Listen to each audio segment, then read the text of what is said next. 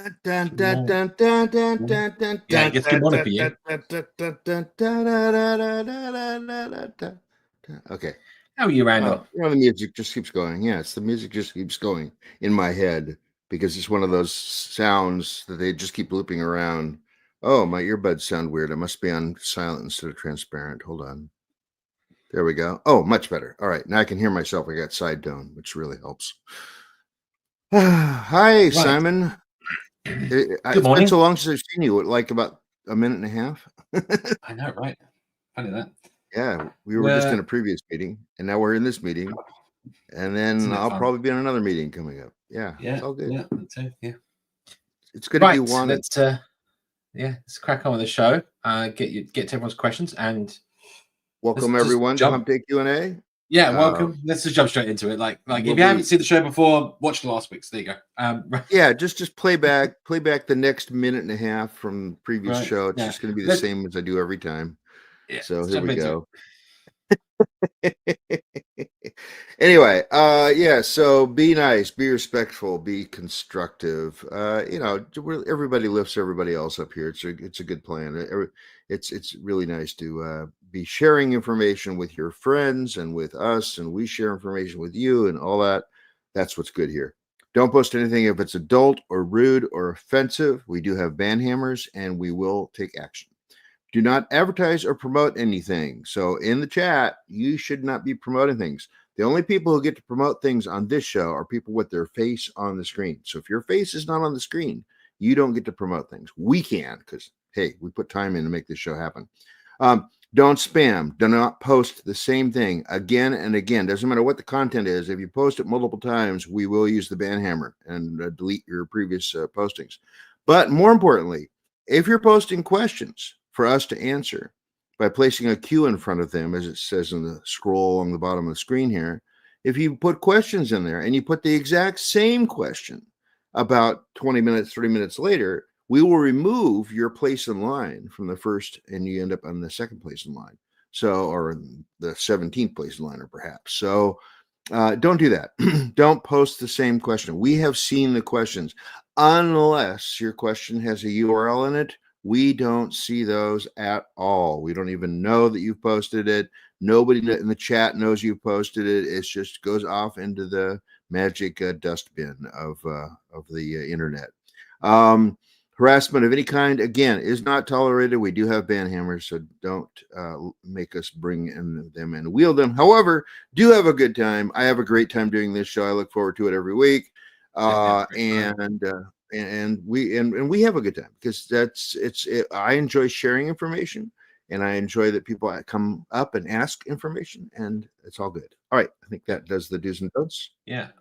I was gonna say if you need to post any code, make sure you can go to gist.new as a website. It will take you to a new gist. You can put your code in there or whatever else you need to share, and then take the hash from the URL. That's the hexadecimal number in the URL that you after you post, and pop that in the chat, and we can look it up. Right, let's move on. My name is Simon Lightfoot, community leader and CTO at Dev Angels London and other places and all sorts. And you can find me on Twitter and other places, normally under Dev Angels London. Scott can't be with us today. Hopefully he'll be back next week. Randall, please introduce yourself. Hi, I'm Randall Schwartz, who needs no introduction. No, I'm Randall Schwartz. I've been a Dart and Flutter Google developer expert for 6 years now, since the very beginning of the program. That means I spend most of my day answering your questions on Stack Overflow, Discord, Slack, Reddit, any place I see it in blogs and stuff. Read Medium every day with all the triggers for the word Flutter. I also produce a YouTube channel, and I attend meetups, either real or virtually. The real ones in Portland, unfortunately, seem to have stopped again, but I'm trying to get that kick-started back up.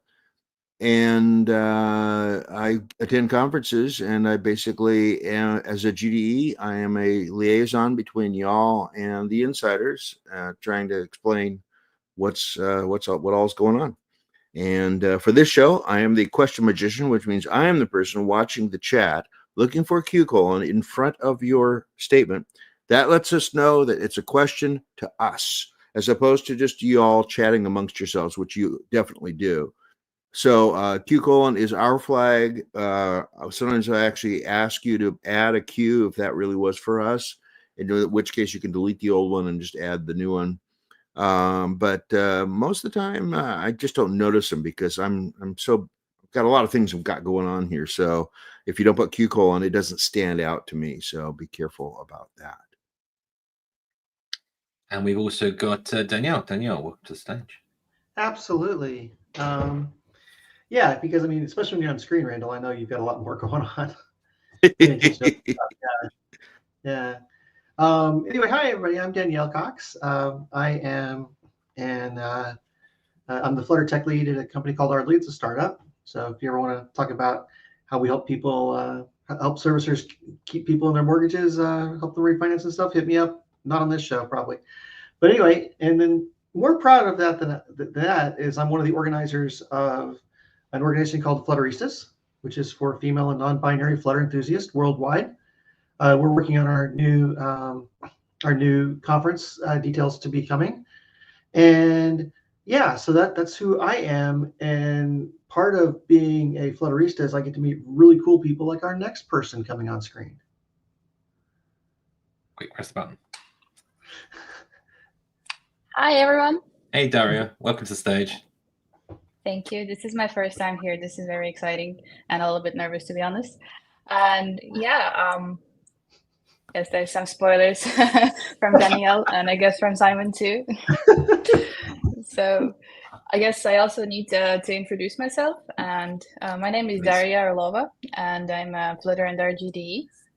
Just for 1 year, not 6 years as Randall, so I still have a lot of catching up to do in this regard. I'm also a Flutter developer, obviously, and I'm currently co-founding and building apps in BB Apps, which is my company where we do all kind of different apps. So hit me up if you want to chat about that anytime in any social media, because that's what I do lately. And also I'm a Flutterigo organizer, so I also am very invested in community, in local and more global ones, going around the world, giving talks, writing articles, and lately also writing a book, which we, I guess, going to be discussing today a little bit. And yeah, I'm a co-author of Flutter Design Patterns and Best Practices together with Ezra and Jaime. So that's me. Oh, Well, welcome to the show. I hope you have a good time. Thank you. And yeah, you've written so let's start the show off with about the book. Why not? Let's go there. So what made you think think of making doing a book, or was this like I don't know, did something prompt you? So, well, initially being a published book author was always on my bucket list. Like, I don't know, just a thing that I think a lot of people would like to be.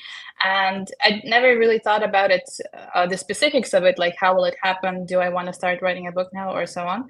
Until Jaime wrote to me in the beginning of 2022, I think it was. And he had already been signed with Pact, the publisher, to write a book called Flutter Design Patterns and Best Practices. And because he liked my article about build context on the Code Magic blog, I don't know if you've seen it or not, it gained some traction. And he liked my style of writing, so he thought that I would be a good option for a co-author. And I said yes, and here we are. I'm wondering, what was the title of that article? I think it was Pragmatic Guide to Build Context in Flutter. I can share a link, I think. Share it in the private chat and I'll share it out to everyone. Yeah. I was curious because I for some reason in my head I've got one that I thought was Code Magic, which was context, I think. But maybe I'm thinking. I think it's also reposted on Medium because they do like cross posting for their Medium, but the main site is the Code Magic blog. Yeah, it's in the chat for anyone that's interested. build context is a very interesting aspect of Flutter, and understanding it and understanding why it's necessary to not just shove it into a variable and pass that variable around is important. For sure. That's kind of what inspired me to write the article in the first place, because before my own company, I was a tech lead in an agency where we worked like on a lot of kind of different apps for clients. And we had a lot of Flutter developers, and including more junior developers who came into Flutter as their first stack without experience and so on. And in the pull requests, I found a lot of potential issues, which kind of inspired me to put it all together in one place. Cool. It's also useful to make sure, for example, that when you're doing asynchronous coding, that you don't try to use the context after you've been unmounted. So that becomes one of the, I think that's like the second thorny point that most people run into with context, is using it after it's dead. Yeah, but for now, I think, I'm not sure if, I think it's already included in Flutter lint for a while now, but there is a lint that prevents you doing that, and I think it's the default one in the Flutter lint. But if it's not something that you're using in your project, definitely need to enable that. It will save you some headache in the future. Yes, when I use lints, I definitely, the first thing I install in a new project is very good analysis, which flips everything on. And that's the first thing I do when a client contacts me about reviewing their code. I drop VGA into it and I say, oh, you have 6,000 problems. Well, given that I'm Daria's main hype person, I think, Sure. her talk at FlutterCon Berlin actually talked very much about how you can really do a lot by turning on lints and going the extra mile to make sure and see what's going on. It was a great talk, very well presented also. So this is not scripted to everyone listening. This is definitely not scripted, so it just came up. But yeah, I did give a talk this year, not only at FlutterCon, but also Flutter and Friends and some local meetups about the static code analysis and how to make it very robust and automate it in your project. I don't know if you want another link of me or not, but I can share that, because it goes beyond. It actually goes beyond the standard lints, because very good analysis is a great set, but it's still using only the standard lints from the Dart language. But you can also write custom lints and use third-party tools like DCM, and that's what I go over in my talk. Cool. But yeah, you're on stage. You get to promote things. I mean, this was not planned, but okay. Oh, I've always had it planned. Oh, so you did set me up, right? Yes, nice. I hope my earbuds decided to fail on me. I think they ran out of batteries, so Oh no. Hopefully, don't get an echo. Hopefully, fingers crossed. Simon. So,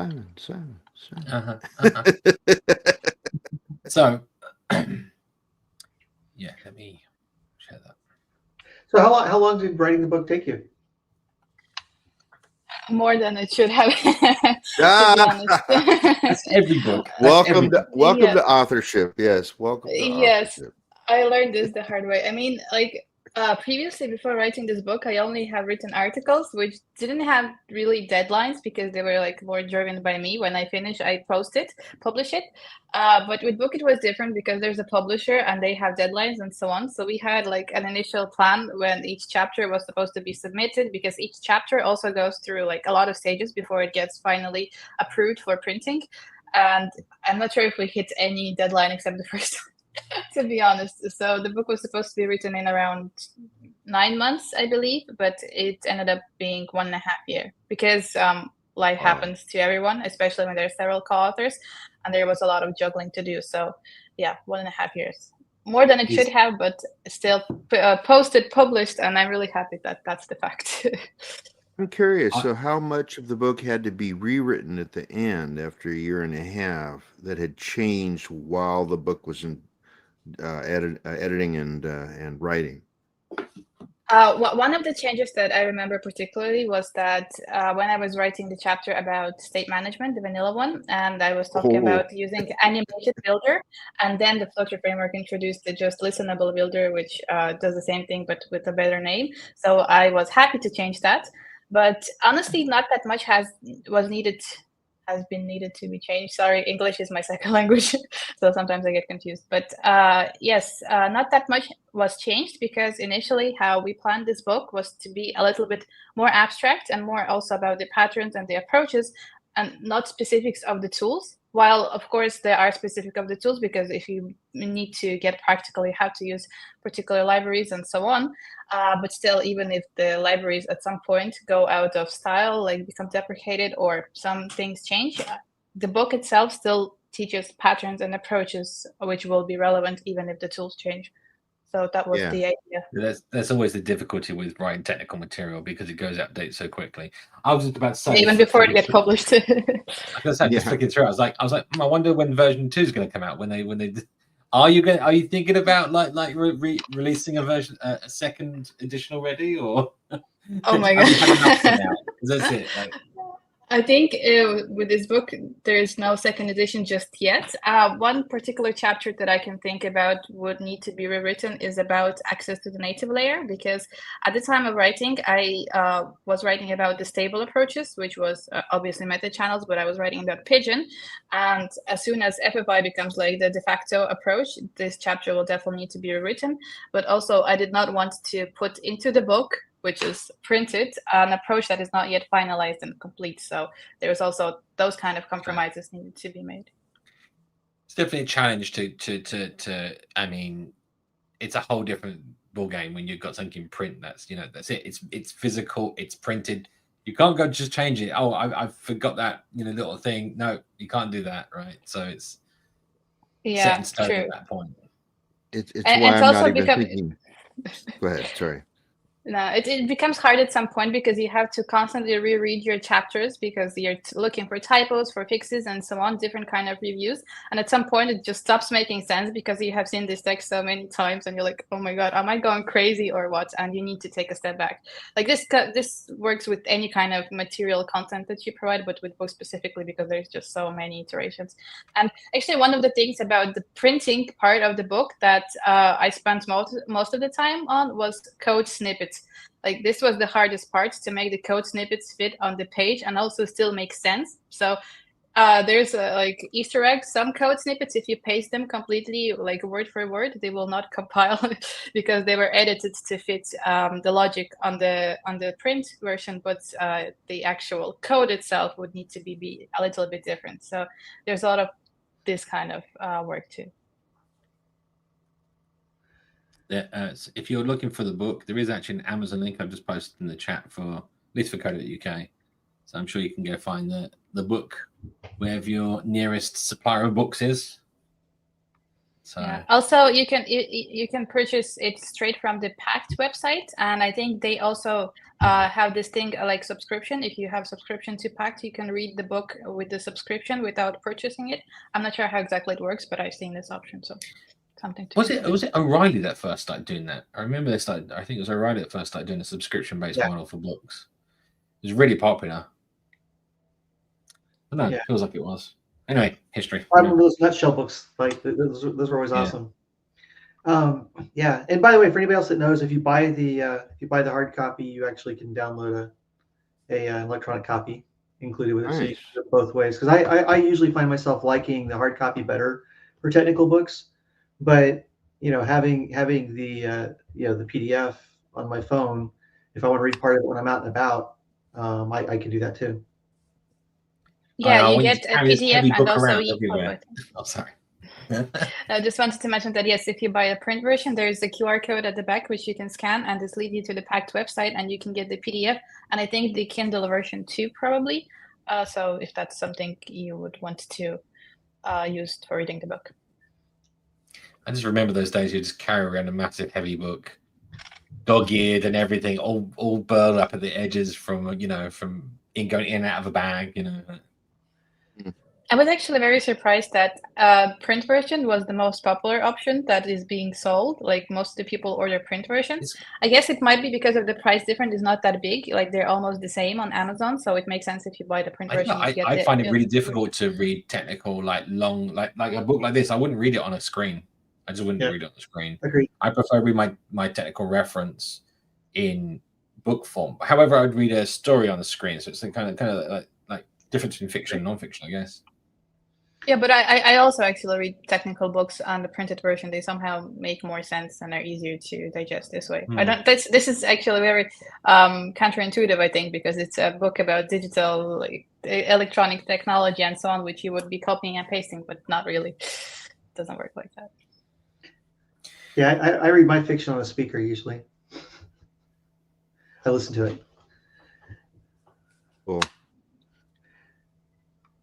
Yeah, I know the work that goes into a book, and that's why I haven't done one yet. So I appreciate that people like you are there actually out there doing that for people who Okay, like the feel of, dead trees to work with stuff. okay, But okay. You said you haven't done a book, but I mean, obviously you've done lots of books, just not on Flutter yet. yeah, yeah. Well, the advantage of doing books on Perl is there's only one guy that changes how it works.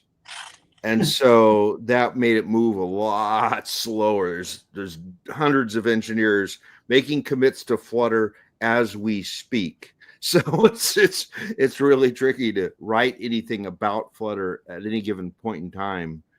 I mean, one of the things that the Flutter team does is they put out a notable commits for the week announcement on Fridays, and I go through and read those, and I go, "Oh, that's entirely different now. That's great. That's cool. This is cool too." And I'm thinking, if I had a book that talked about this feature, it would now be invalid because that got fixed or changed or something. And so the Flutter team's not sitting on their hands. There are so many commits being landed. It's pretty cool. Generally speaking, we still have the same problem online, right? So things Yeah. like old answers to Stack Overflow posts that have Dart Yeah. 1 sourcing that just you're not going to get to compile anymore, right? And things like that, or things that change over time, like even the theming, for example, on going to the new material 3 and the variables that have changed over time and how this is not valid anymore. So it's kind of interesting, but I don't think this is just the world that we live in. I don't think I can't think of any solution around that. It's just going to change.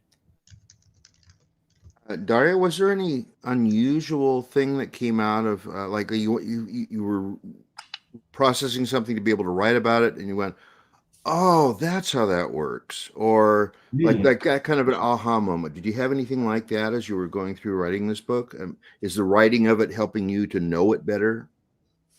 About writing making me know things better, it's definitely yes. Like I love writing mostly because it actually teaches me a lot of things. So I like swear by the approach of learning by teaching. And with the book specifically, there were several moments, but one of the ones that I remember very much, actually it confused me more before before it made things more clear, was writing about state management.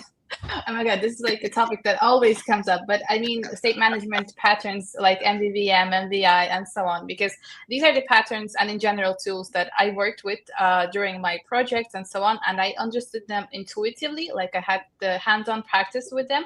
But then when you start to write about them and trying to explain this to other people, you understand that you did not understand anything beforehand, may have understood it differently. And also there's like 100 versions of how you could have understood it differently. So you kind of need to make sense of all that, digest it, and also, explain it in the book, which also lacks any emotion, like verbal cues and so on, which makes it harder. So Yeah. this was definitely a lot of frustration moments for me. But then when I finished it, I was happy about it. So you can always for fill the sure. book with emojis. Just write a whole Flutter book just with emojis.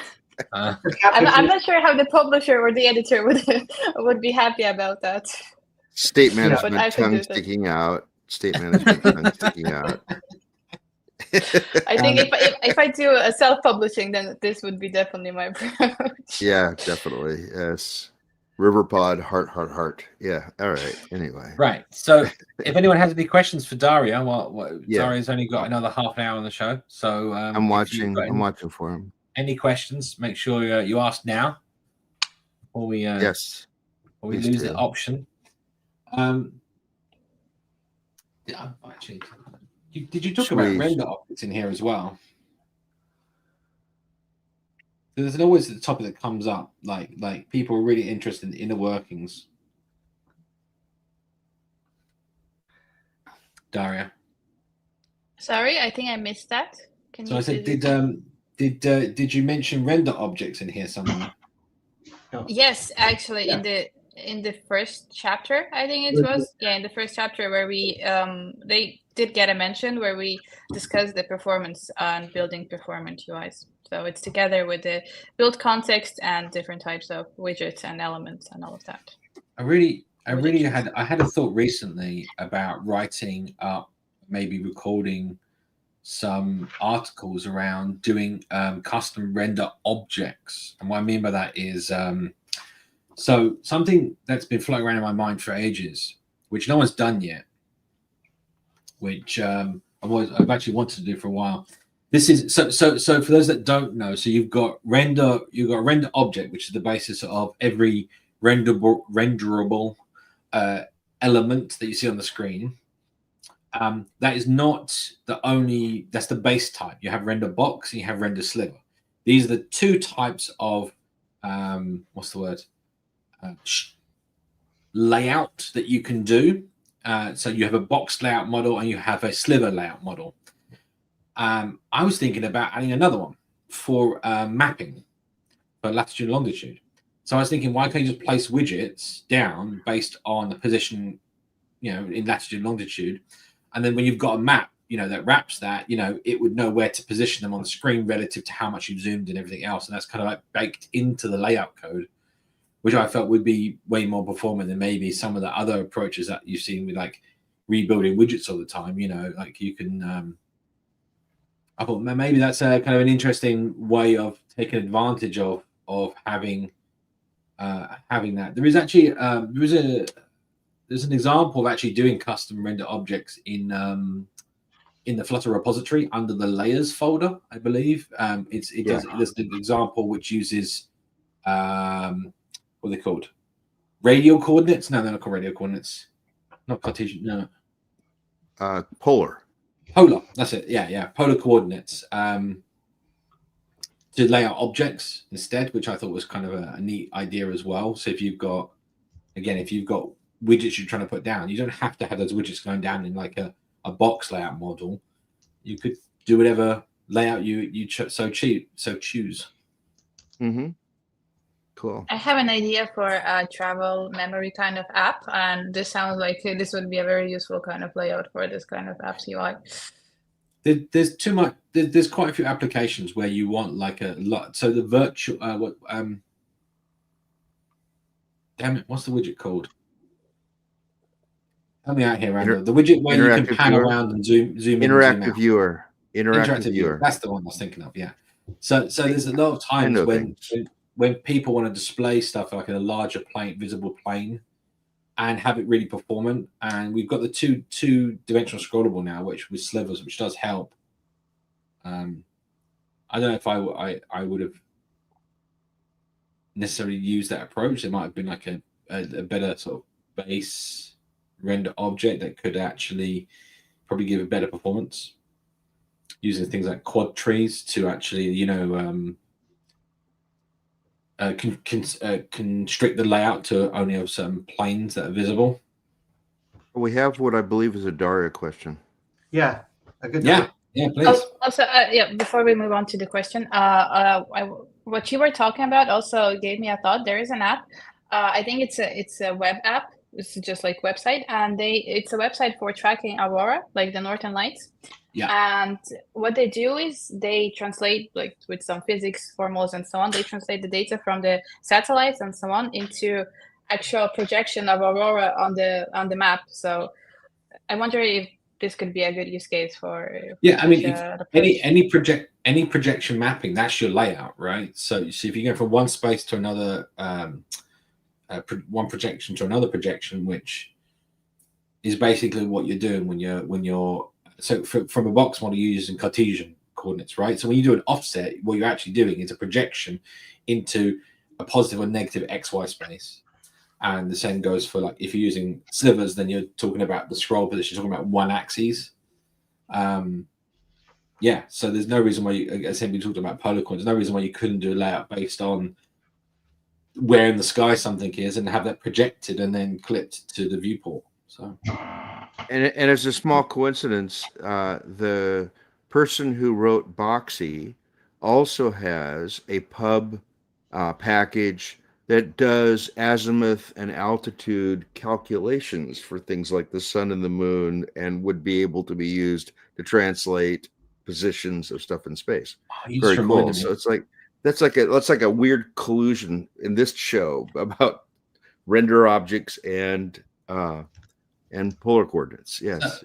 Someone actually asked me this question the other day around day and night mode, how to make it automatic if you want to do it yourself. And it's like, well, you track the position of the moon and the sun, and you work out where the when you go from sunrise to sunset, and once you've got the sunrise and sunset times, you then go, oh, what time of the day it is, where based on where you are in the world, and you can go, okay, it should be daytime or nighttime. Or you just ask the operating system because it's already there. And that's built in. That's why I said to them. That's built into, that's literally how the operating Android does it. I don't know. I don't know if iOS has that actually, but I assume it does. iOS has it. iOS has the same flag. I mean, desktop platforms might not have it, right? I'm just saying that we're so used to that on a mobile, right? Yeah. Cool. So let's get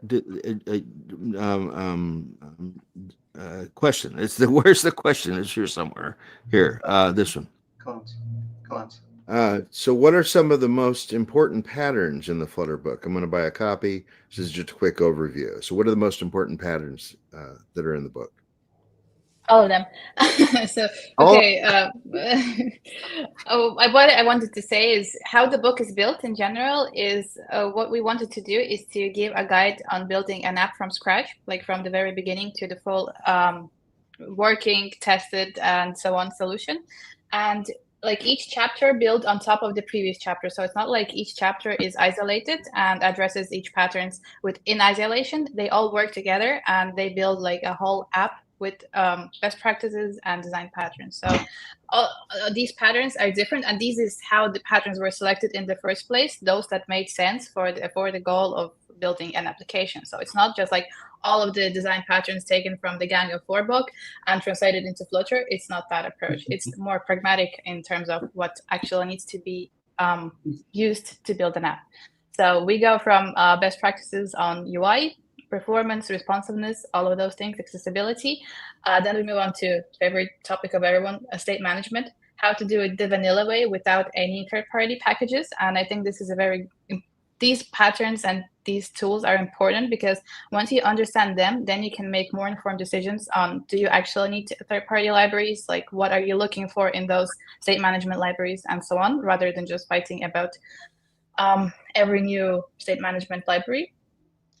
And then we go into architecture, such as dependency injection, repository pattern, feature first, layer first approaches to structuring your application, and so on. And also one of the chapters I think is very important.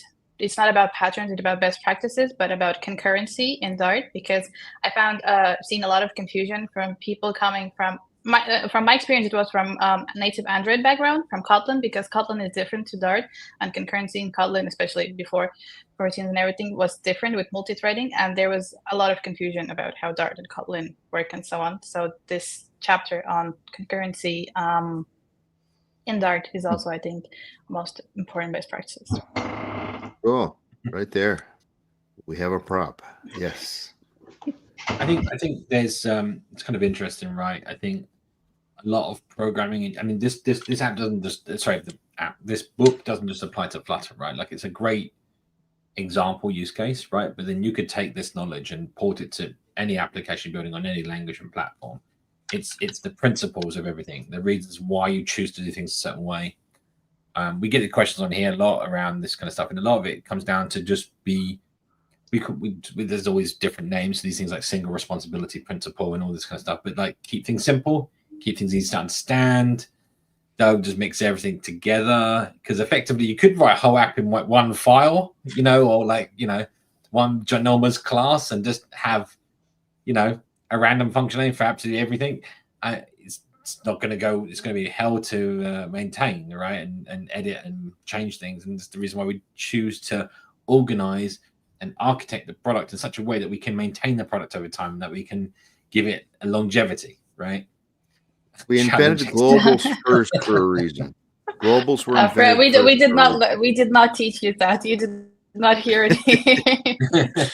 Yes, but I mean, it is that kind of like, I say, like, best practices. And I like there's a lot of stuff that's in the book that it's stuff that I've done for years, and it's just like you mentioned earlier around like writing that in a book. I would find it really difficult to write what I know in a book, I think, because it's stuff that you kind of take for granted because you've been doing it for so long, at least for myself. And it's like when people are asking about this stuff, it's really hard to kind of put it into words because it's structure in nature, right? It's so easy to do it with more picture side of things, right? Like having nice graphs and diagrams to show how the relationship between objects and classes and everything. Yeah, Well, I often said have a when I was comment. writing. Sorry, go ahead, Stefan. I was just going to point out one of the comments Danielle. we've got there I really like, which is that we're talking about things we do but don't understand. Exactly. That's Yeah. And I was actually going to speak to that point, that there were things I could not write about in my introduction to Perl book called Learning Perl, because I couldn't remember how I learned why you need a subroutine and why you need an array.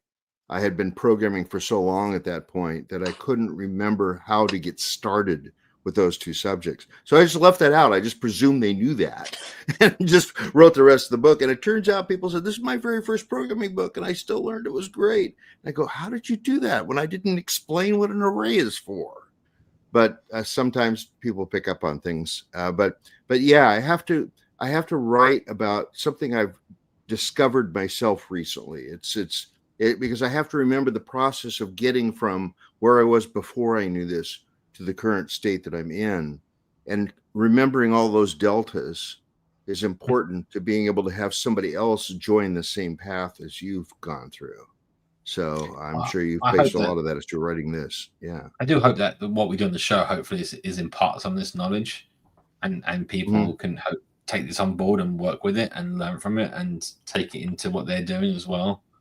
So, and hoping, Daria, I assume that's what you hope from people reading the book, right? That they take on board this knowledge and use it in their day-to-day lives, and you've made a difference in their lives and their work, right? So, yeah, actually, like the best part of writing this book was getting feedback from people that they have actually learned something and now they can apply it in their day-to-day jobs. And this was the goal of the book, so that people could actually use it and make better apps. And yeah, I'm really happy that this is happening.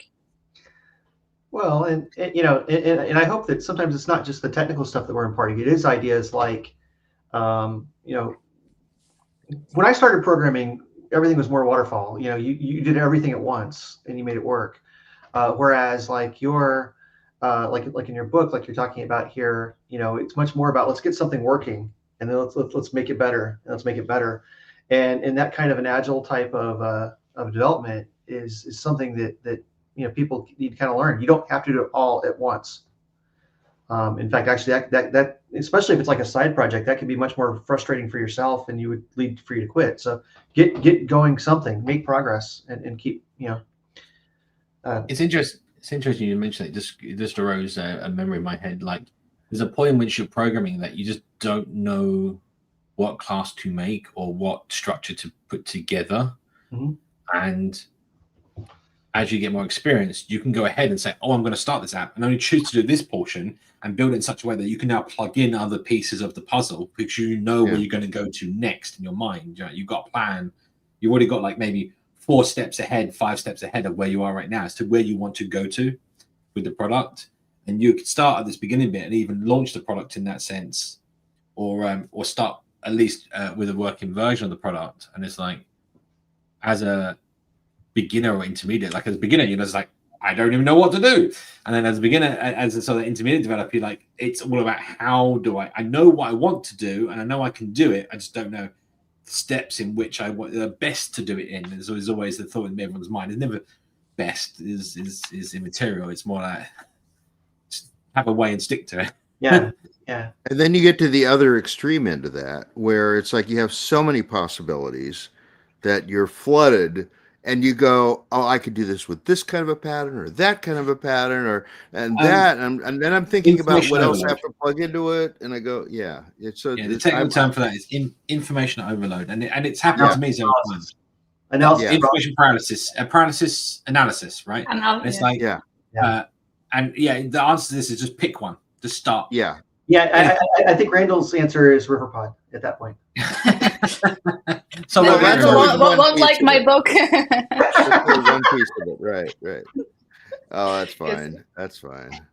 It's Flutter block in my book, but it's not the only option. So also what I tried doing in the book is not teaching like just do it this way or do it that way. No, the goal was to teach critical thinking and like how to make Right. those decisions, what these decisions should be based on, and this is the like solving the problem step by step. So we do one step, we see which problems this introduces and how we can fix them and why do we need to fix them, instead of just putting code out there and saying use this pattern and just go on. So yeah, because in the end, as developer, you still make your own choices, and like the more expertise you get, the more choices are depending on you and not just like what you found in the book. So learning this critical thinking approach, I think, is very important. And the target audience is also of the book is intermediate developers, as you mentioned, because for beginners it would be a bit too like it definitely brushes over some concepts. You definitely need some pre-knowledge of Flutter, build like an app or two. And for like more advanced developers, you should probably already know all of those things and just maybe like confirm your knowledge or maybe argue with me because you have a different opinion, which is also fine. Yeah, so. Yay. Ding ding sale. All right. You got sale. We get a Nice. 10% commission on that. We get a 10% commission. Yes, right. Oh, that's even more than I get. Send us 10 cents from what you get, right? Or whatever, right? Yeah, it's okay. It's okay. I owe you I a was gonna coffee on the next conference. I was going to say that earlier you were talking about like how you have to have the right kind of strategic thinking. It's like every solution is a solution to some problem, but also introduces its own problems. So there's this constant hierarchy of if I put this solution in, then I've got to solve these sets of problems. And that's why no solution is always the best solution. Every solution introduces a different set of problems that you now have to solve, but sometimes it's good and sometimes it's worse. So that's where you're trying to decide amongst all the possible solutions which areas are going to be applicable. Yeah, which problems you're okay with having and just moving on. Right. Yeah. What problem am I willing to trade this for? Yes. There's also a trade-off, like in pretty much when you're talking about like performance as well. You're also trading off like CPU versus memory, versus time, and like these things kind of they always play off each other. And it's like, well, you have to make sacrifices. It's like you might go, well, I'll just solve that with AI, and then you got to figure out whether the AI did it right or not. So that's the new problem that everybody's having. Did I get hallucinated? We're not going down that road. All right, let's get to the questions. Come before we start talking about that. We have nothing else for the guest yet, so we probably have a bunch of questions we can answer. We can just start. Do you want to, Randall, just let's start on some questions now. I'm pushing the buttons. Hold on, I can only push buttons so fast with one of my hands down, not working. Any quick guide on which tell setting grade Kotlin and Java, probably Gradle, with snippet cause when I upgrade Flutter, my release build is affected. So many things, but nothing find on the same page. I think what you're saying is it's tough to upgrade, but we have to keep upgrading. So it's just part of what being a programmer is. I'm a little curious as to what it is that he's doing that requires him to be changing these because if you don't change it should upgrade no problem, right? I'd say try maybe rephrasing the question. We'll see if we can answer it better, right? But if you're talking about like upgrading, we always suggest that you make sure your code's checked into a repo. You could delete the iOS directory or the Android directory and use Flutter create to actually recreate and establish those things, and then you can bring back in the configurations and changes that's specific for your app. It's easier said than done, but these are kind of upgrades your baseline minimum. However, Flutter team do publish, and if there's any breaking changes to that, like the Android upgrade, for example, that happened recently. I mean, we went from Android plugin V1 to V2. When that was a big change that a lot of plugins had to make. There's a big change that a lot of developers had to make in the past. And this is always going to be the case, right? You have to, as a multi-platform developer, you're not what's the word? You're not immune to having to learn about those platforms, right? You can't just sit back and go, I'm just going to learn Flutter and it'll be brilliant. That's not how it works, right? If your app is going to be run on the iOS platform, you need to know about how it interacts with the iOS platform. And there'll be certain things about that platform that's specific to the way it changes the way your app behaves on that platform. That's going to be the same for Android, for Windows, Linux, Mac, whatever, right? Web, So a good example of this, in fact, this came up in a previous conversation me and Rana were in, is things like on web, you need to pay attention to your route names, right? You don't really need to pay attention on Android and iOS, right? And, you know, I mean, you can handle deep linking however you want. Your route names don't have to be part of that. So, but route names is part of your UX. It's part of how your app is visible to the user and how they're navigated to. Because if they bookmark it, they need to be able to navigate back. And that becomes a whole special thing in itself. I have no idea where I was going with this now. I'm completely gone off topic. But anyway, yeah. Yeah, so the point is that you need to learn about those platforms as well. So yeah, multi-platform is not just Flutter. There was a URL in the private chat. I don't know if you want to bring that out, Simon. Sure. Yeah, I just thought, like, whenever I see this combination of Gradle, Kotlin, and Java, what I think about is that sometimes when you upgrade the Gradle version, the Kotlin version isn't compatible and so on. So maybe the question could be related to that or not. So sometimes you have to find this combination. I'm gonna. I'll let you into this. I'm sure though if that was what was asked, so I just suggested. So there are great guides on this. So again, it's like, well, if you're editing the Gradle files, we need to go look at the Android documentation. The Flutter documentation is not going to help you, right? So you need to do that. You need to understand about how Android builds apps, and you might have to change those things there. For example, I'll give you an example the other day.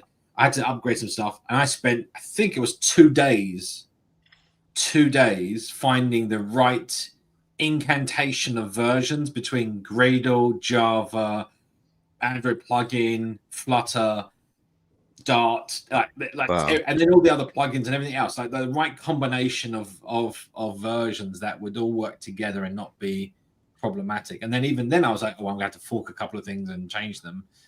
So, you know, it's not easy, right? There'll be times when it is really tough. But the hope is that those are few and far between. And it's very critical. If you keep your native stuff up to date, right? Keep up to date with the Android release information and what's coming up in the future of Android. When Flutter comes on, I'll give you an example here, was the, I can't remember what it's called now, preemptive back, right? Like, so we changed from will pop scope to pop scope, right? For example, our widgets.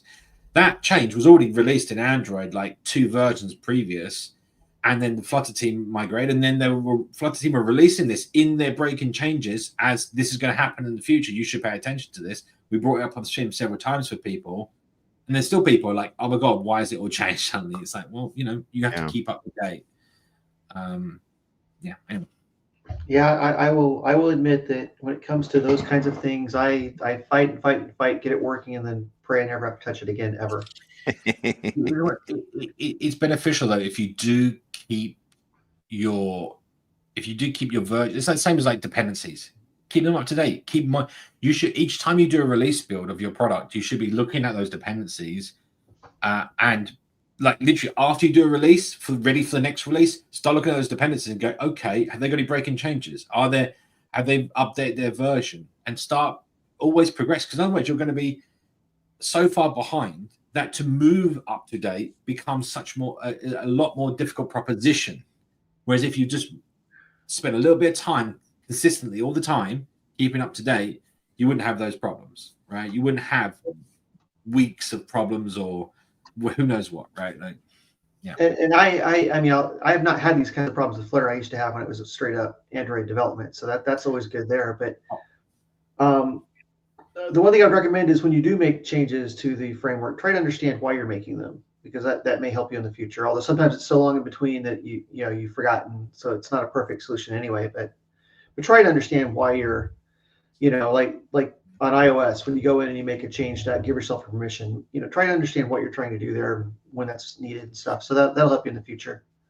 If things change. You can always, and another thing is just comment in your code, right? Like document inside your code, comment inside the README. Provide yourself that information for later. It will come in handy. It really does, yeah. Definitely. Yeah, I also wanted to mention that sorry if it's okay. Okay, so to mention the importance of understanding the native platform, because recently, like I've been implementing notifications, right? And I've been following the documentation.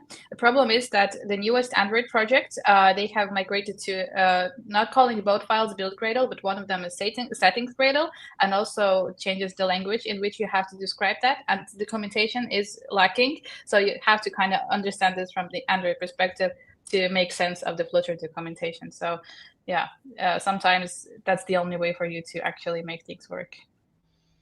So yeah, I mean, this is still it's one of those things that's that good example you're talking about. There is the change,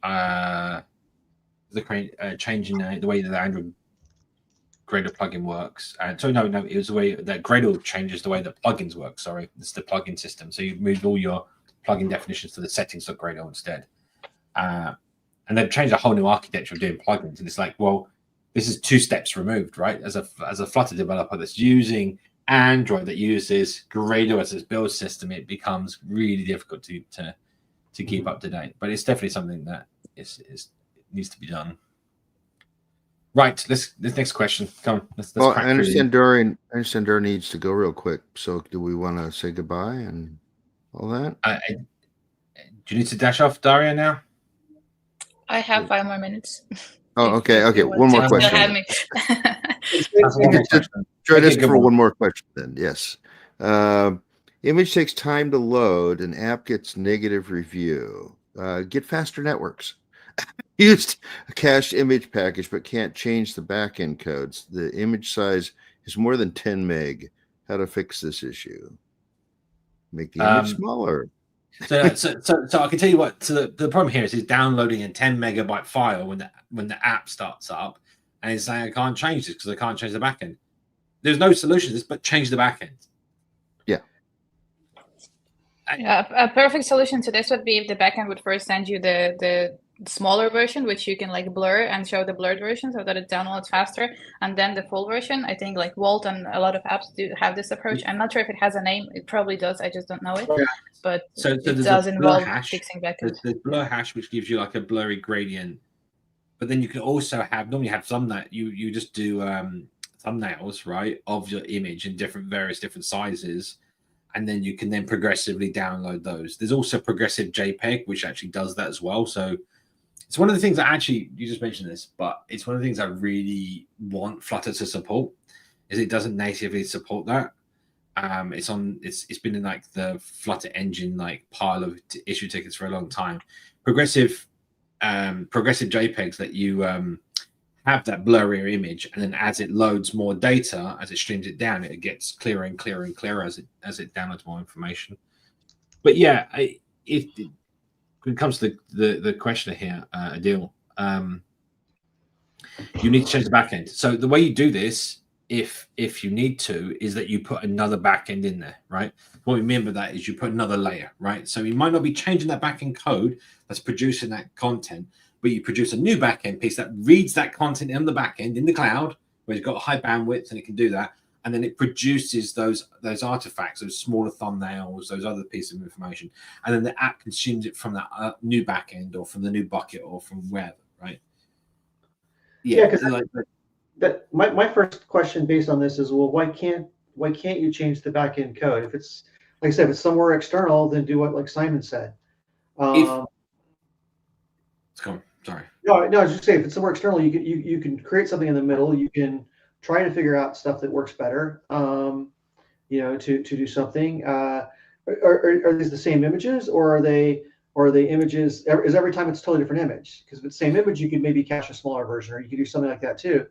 So there's things you could do possibly in between, depending on what you know. But based on that. So this actually just reminds me of something that developers do wrong, and I'm not saying that Dill's doing this, but I do want to mention this because people will take third-party APIs and introduce them straight into the application.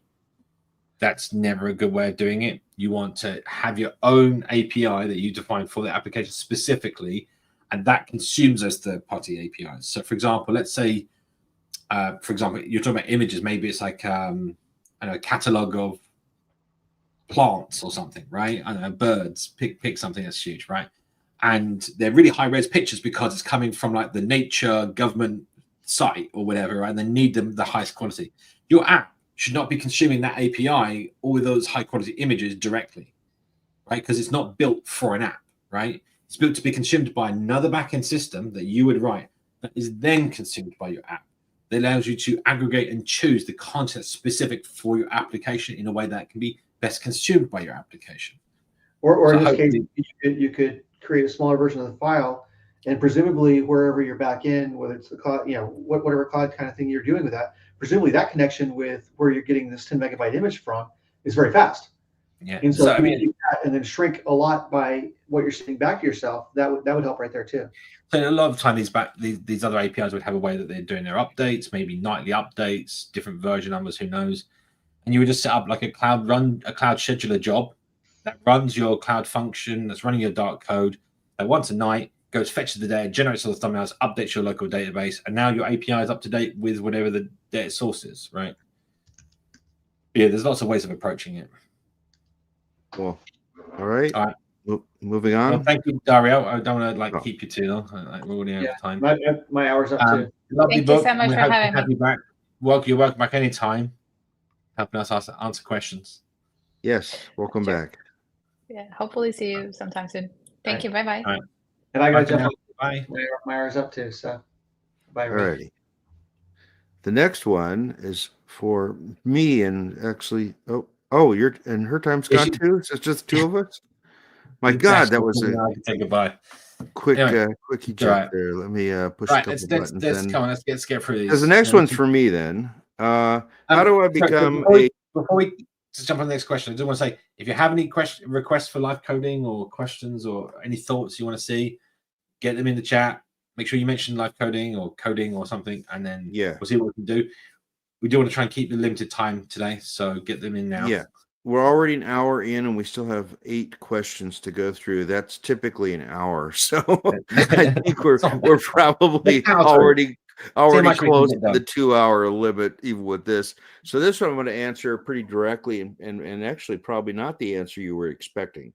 Can you please share how someone can become I'm going to think you're saying Google Developer Expert, GDE, like I am. I'm one of 10 in the U.S. It's a small program. The total number is limited by the intersection of the product area and the region. And there's a limit in each area for how many of GDEs there are. All GDE is it is a recognition of what you're doing already. So it doesn't give you tons of stuff. You get credentials, you get and you get a few perks, like getting your travel purchase to go out and speak at a conference or something like that. But that's it. Everything else you're putting in, and what you're putting in is what you would be doing anyway, we hope, even if you weren't part of the GDE program, which is, as I described at the beginning of the show, I read Stack Overflow and answer questions there. I answer questions on Discord and Slack and Reddit, and I have blog posts, and I correct Medium articles. I correct where the internet is wrong. That's what I spend half my time doing, actually, it feels like, with Medium articles in particular. All of you guys out there, isolate run, look it up. It exists. Stop using isolate spawn. Oh, God, I see this over and over again. Anyway, so isolate run and a few other things like that. So this is what I'm doing, but it is also, and then appearing at local and virtual meetups. This is what I would be doing even if I wasn't a GDE. And if you have that same attitude and processing, and you're already doing a lot of that, then that's what eventually gets you noticed by your regional GDEs, and they'll help you guide you into the program. But there's not like a way that you can really apply to be a GDE. You really have to do the work, and you get noticed by the locals, and they'll end up helping you through the program, into the program. So that's what I know about being a GDE for 6.5 years now. So yeah, it's just a recognition that you're already doing the work. All right. Anything you want to say on that assignment, or is that it? You said it all. I mean, you know, I've been offered GDE several times. I was like, I don't need to have extra stuff to do. Yeah, I would enjoy there's something actually there's additional responsibilities because we have to report. It's publish or perish, so it's not like I'm a GDE next year just because I'm a GDE this year. I have to have produced enough good works to be able to be considered for next year's program because there's a limited number of slots and people do get cut from the program. So, can't yeah, sit on your it's laurels and expect to be GDE forever, right? Anyway, yeah, exactly. All right, let's move on. What's the best way of displaying two markers with the same lat long in Google Maps? As currently the markers just overlap, only the top one's visible and clickable. How do you do two? Oh, you probably have to level like a bubble, this right? is so there's an interesting thing here, right? Mm-hmm. So I know what this is about. I've actually had this problem in the past, right? So you've got two markers now. When you zoom in, so they could be within maybe a very minute fraction of a degree within that long or close to each other. Now, when you zoom out, they're going to converge because the pins stay the same size, right? Right. So they converge above each other, and as you zoom in, they're going to separate apart, right? So how do you display both markers? It's showing that there's two markers in this location. Sadly, there's no. This is more of a UX problem. It's about how you want it to be done within your application. I can give you some recommendations, but it may not suit your use case. For example, you could do collision detection and say, "Oh, this is where they're going to be, and I'm going to push them apart so they never overlap." But then the pin doesn't actually indicate where it is anymore. But that may be more of a guideline, right? So as you zoom in, they become closer to where they actually are, but as long as they're not overlapping. However, if you get too many of them, they're going to fill up the screen. It's not going to be workable.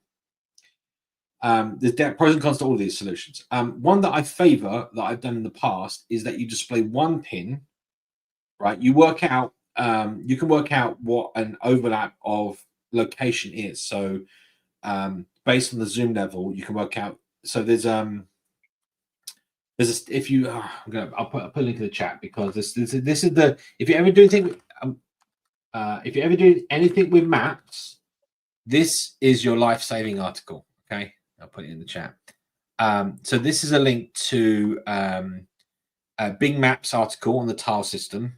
Now, Bing Maps tile system is exactly the same as Google, right? Like the way that they're structured. And the way this works is that you look at there's some code on that page. You can easily, it's C#, you can convert it to Dart. But you would be converting pixels on the screen at that zoom level to degrees and vice versa. And you can basically say, okay, these two items are going to overlap. And when they overlap, you put one pin in Google Maps, you send to Google Maps widget. And when someone taps on that pin, then you automatically split it into two pins and like pop them out. And you can do that. So the idea being here is that you could also put like a 2 on there, like a cluster grouping. Yeah, so there's that kind of thing. If you're just talking about you want pins, the other one is just add clustering. That's what clustering is there for, right? So right. I presume there's some packages that deal with clustering based on a series of lat lines. Yes, it's pretty much what I just described is what they do. They don't do it. The thing is, they don't do it. The problem is that they don't do it based on. There's several different ways that you can do clustering, and some are better in certain scenarios than others. A lot of the popular ones are based on density, but there is actually, yeah, that's the one. So there is Flutter, which is one I've used before. I'll pop that in the chat. And there's also Supercluster, if I remember rightly. Cool. What is that line from Back to the Future? It is your density. I mean destiny.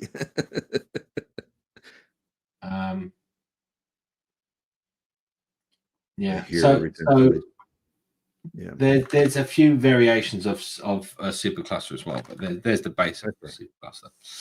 But yeah, hopefully they help. Like again, the clustering library is essentially that's what they do, right? But again, for clustering. Yes. Okay, next. This one we covered last week, but just to summarize the TLDR version, this has the Flutter fork has triggered a number of ongoing conversations amongst the Flutter teams, Dart team, and And the the rest of the community. world, and us. Particularly the Google adjacent, I call them, people like GEs and other people that spend a lot of time helping from the outside. That is a good thing. And the fork itself may or may not, get much further. Either way, things will have happened as a result of it. So, yeah. If The if big. if yeah, Go go on. ahead. I was Oh, going to say if the fork helps us land more stuff in a good quality into the Flutter repo, what's the problem? yeah. Right. Right. At the end of the day, this is how open source works. You like, for me right now, I have a fork of Flutter in my GitHub, because if I need to contribute something, I have a fork, I make my changes, and then I send a PR to the upstream and say, look, take these changes back. I fixed this stuff. Right. It's how all of the PRs work. Right. And essentially, having you have a separate Flutter fork that is from the basis for like absolutely everything, it just means that you can make changes across the board and have it easier to work on, and then that can kind of make its way upstream, right? But yeah, I mean, the it's just basically putting like giving one sort of fork with an official name that people can get behind, and it's quite important that we all get behind a fork like this, because otherwise it is not going to go anywhere, right? And it can only be to our benefit. I mean, people fragmentation stuff. It's like, well, if people get behind it, it doesn't fragment, right? I think the only real downside I've seen of this is it has prodded the is Flutter dying people. So now there's a lot of FUD that I've got to combat as every time I see it in blog posts. Again, The that's amount of part of this what I do. question I had, the amount of this question we just had, and the Flutter's dying that I had at Yeah. DroidCon a few weeks ago was I can what made imagine. it worse. What made it worse is there wasn't hardly a Flutter presence, because I didn't organize a Flutter track this year because I did the Flutter cons. Right. So Oh we didn't organize no. the Flutter track. There was like no Flutter talks really to speak Oh of. no. Oh no. And there was our booth, God. and they were like, and then this came out. And everyone's like, "Oh my god, Flutter's dying!" I'm like, "No, it's not. It's not. We're just so track, big. right, We need everyone?" we need our own space now. That's what it is. It's Yeah, not the yeah, we're not just a little sidetrack on you guys. We have our own yeah. house. Literally, what I Yes, said. I said, we "Well, we have organized moved two out of conferences this year." we've moved out of your basement. We have our own mansion across the street. I like that. I'll go with that. Let's go to the next question. And this is a two-parter, apparently. I started a new job, and the Dart code base is atrocious, not following any conventions. Code smells everywhere. How can I not be an A while telling people that we need to 1 out of 2? The second part is improve a lot of their prior work, and what are things I should prioritize, like stricter linting rules. That would be one of mine, is stricter linting. You've pulled the cat's tail there, Duncan. You've Yeah. got. Oh. Exactly. How do you answer this? So you said so. There's a lot of what was it? We need to improve a lot of the prior work, and what other things I should prioritize? Stricter linting rules and stuff. I mean, to be honest, here's the problem: if you've got a large code base that's atrocious, you need to work out, and it's going to be very particular to the code base, how you can restructure or architect things in a should we say, in a ongoing manner. So you could sort of say, okay, we're going to be looking at streamlining and improving the performance of the code base by implementing a formal architecture across all the top level components, right? How we do that. And that refactoring and handling, this is also technical debt, right? And you can be saying we're handling technical debt and we're handling the performance with this. We're going to make this a better product overall by doing these things, right? This is nothing new. This is that every code base goes to this. sometimes if it has been mismanaged for a while, it kind of goes off in one direction and doesn't actually get the love that it needs. And you can rein that back in. And you're going to need to talk to, I guess, your management. I don't know what position you're in, about spending a certain percentage of the developer's time on handling technical debt. It's a requirement for all code bases, right? Like it will. No code comes out 100% perfect, and bugs are plenty, but equally, you can also talk about, like, you're solving a lot of these bugs by doing these things, right? By doing these practical things up front and spend this time on this, means you don't get into the problems that they're seeing maybe in their live product. But yeah, as you said, like, yeah, linting, sure.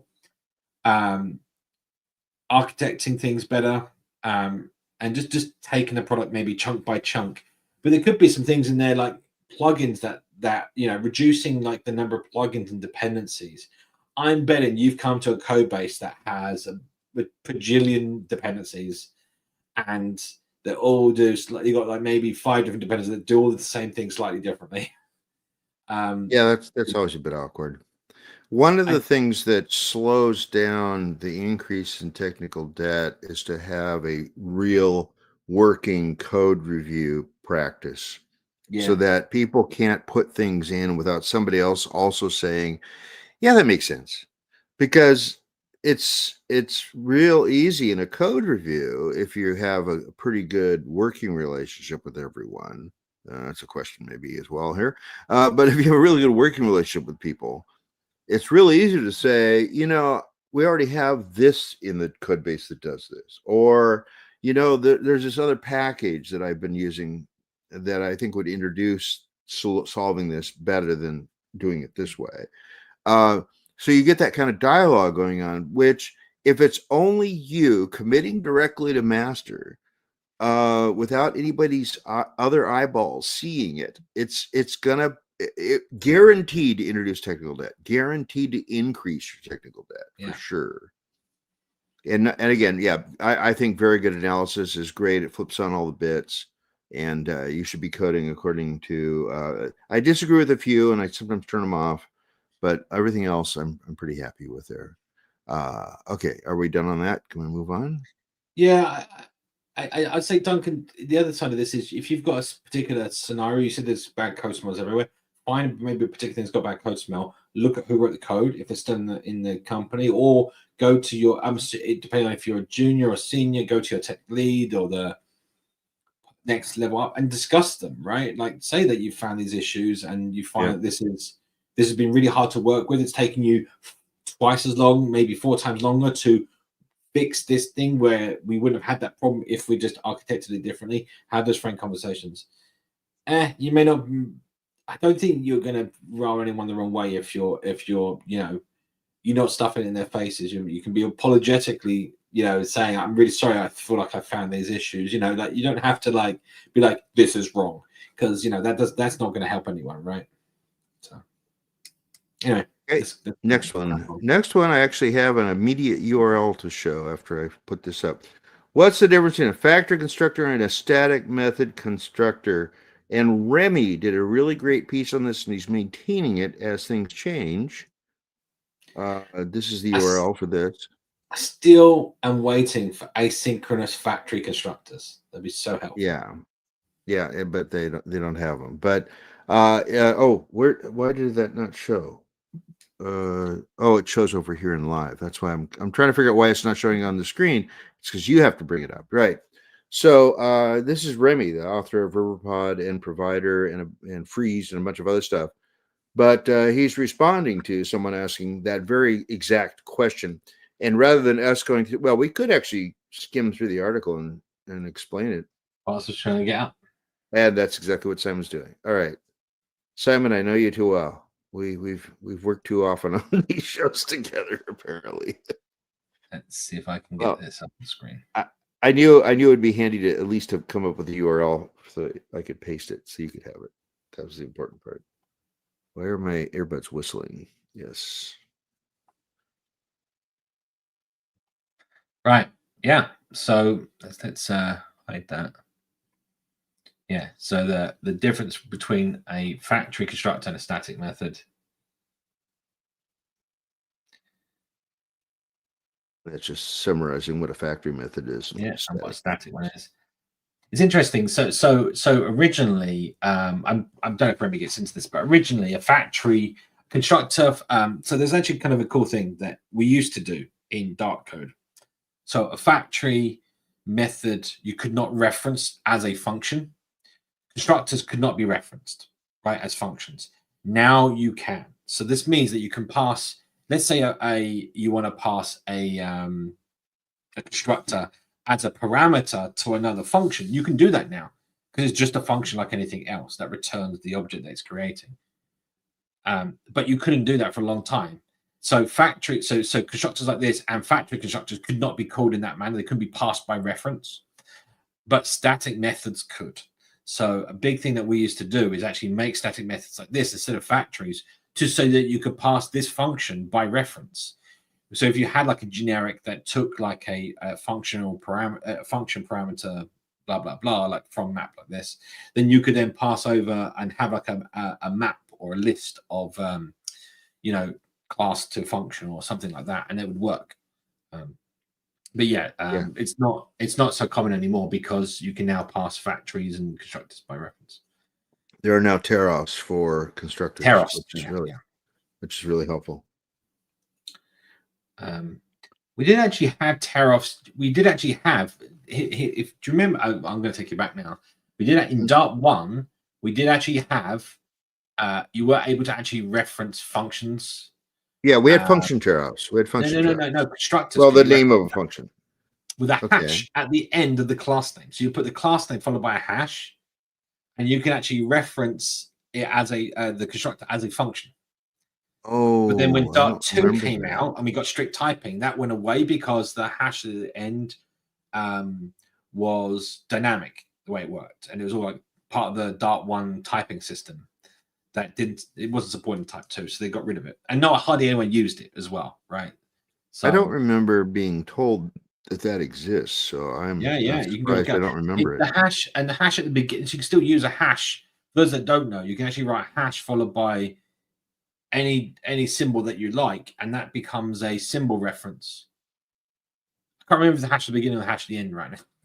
Oh, a hash at the beginning is a symbol. I thought you were talking about hash at the end of the class name was actually a reference to a constructor. I can go find it. It's weird. Okay. It's wild.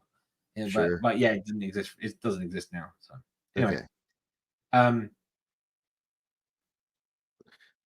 and probably I think people at home should just read this link because there's a lot of good information in here.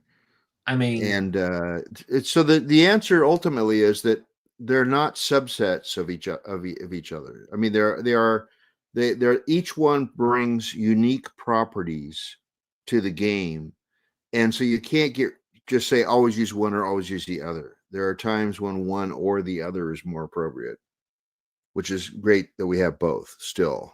But it is confusing when they kind of have the same front level syntax of class name dot, function name, and they both return a new instance. Well, what's the difference? One of the key things to remember is that a static method can return an object of any type that is given in the signature, where a factory constructor can only return a subclass of the current class. I almost never used it.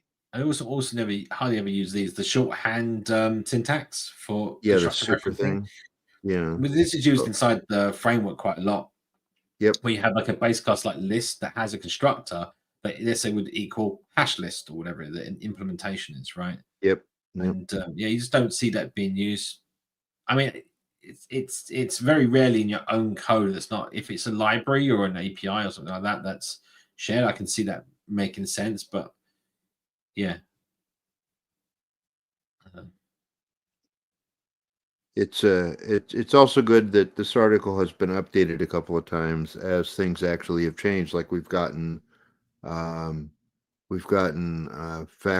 constructor tear-offs were fairly new, and it changed some of the wording of the article. I think it's in the comments actually, all the way at the bottom, that there were some questions and they were updated later and changed in the text as a result.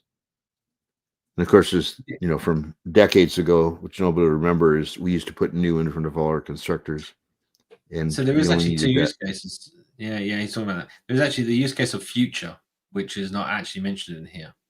So a reason why you may want to use a static class, as I said, is that, which I actually use quite often. Let me see if I can go up to the top here just to find the two examples.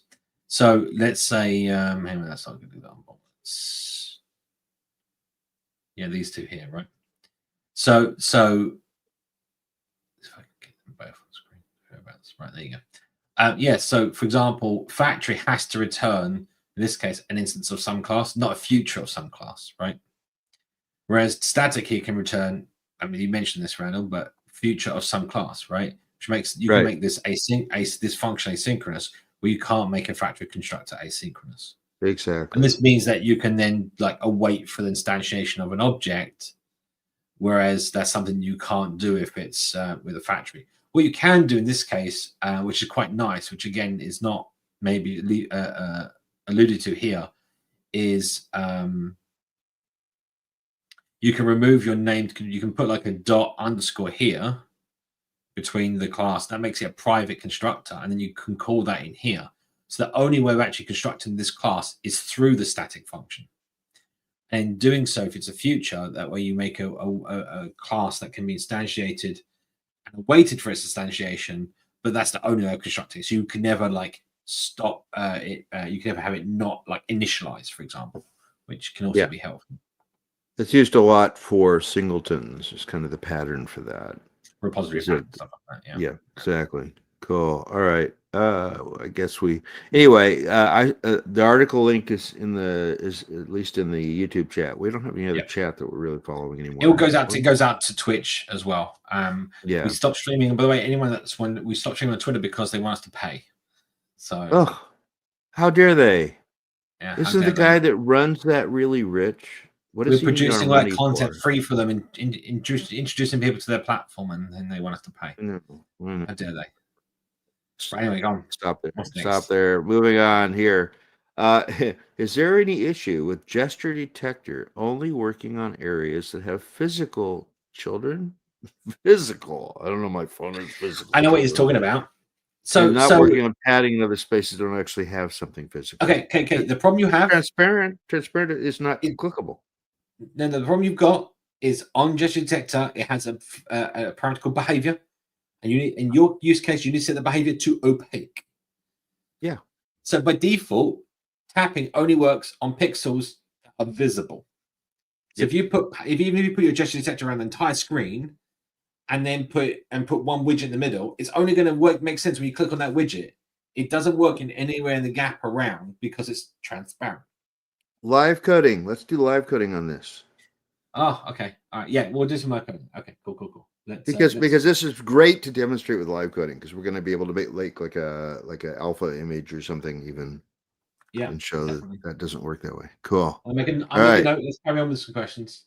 Okay, because so far we have no other live coding suggestions. So that's why I thought, well, let's try this for live coding then. Okay, next question. Can we discuss anything? Widget caching and the FPS performance we observed, focusing particularly on drawbacks, if any. Widget caching. Catching or caching? What? Catching. I think he means caching. I don't think that would be catching. Widget catching. Loic, did you actually mean catching? We're talking about performance. So I'm saying that's caching. It's probably caching. But what widget caching? What would that be, and why would you even bother? The framework does a pretty good job of using what it can. Maybe you can elaborate. Caching, yes. On what you're asking. Caching. We said caching, but so the framework itself does caching, right? Yeah. But in its nature, you have the three trees. You've got your render tree, you've got your widget tree, and you've got your widget tree, element tree, and render tree, right? In that kind of order. So you can rebuild your widgets. Remember, your widgets and this is what's really hard for people to understand, and it is kind of confusing. Your widgets are just configuration. They're just parameters for the element and render object to be constructed and operated correctly. So you can rebuild your widgets as many times as you want without actually reconstructing the actual underlying layout and render object, because they are maintained, they're stateful, whereas the widgets are not. The widgets and so if you build the same widget, let's say we redo set state and we rebuild the same widget tree 100 times over, right? The same 100, the same render objects and elements that exist that represent that tree still exist. They never got replaced. They never got destroyed and reinstantiated or anything like that. Those classes, those instantiated objects still remain. They just get given different parameters, right? So the framework actually works out what the reason, what in the structure, the element. That's why the element tree exists. It works out what in the widgets have the parent-child relationships of the widgets. How has that changed? Then what happens is then that invokes the render objects to be destroyed and recreated. So this way you can swap out portions of your UI with other widgets, and then only those portions are being rebuilt. So it already does this optimal approach of keeping everything around that it can keep.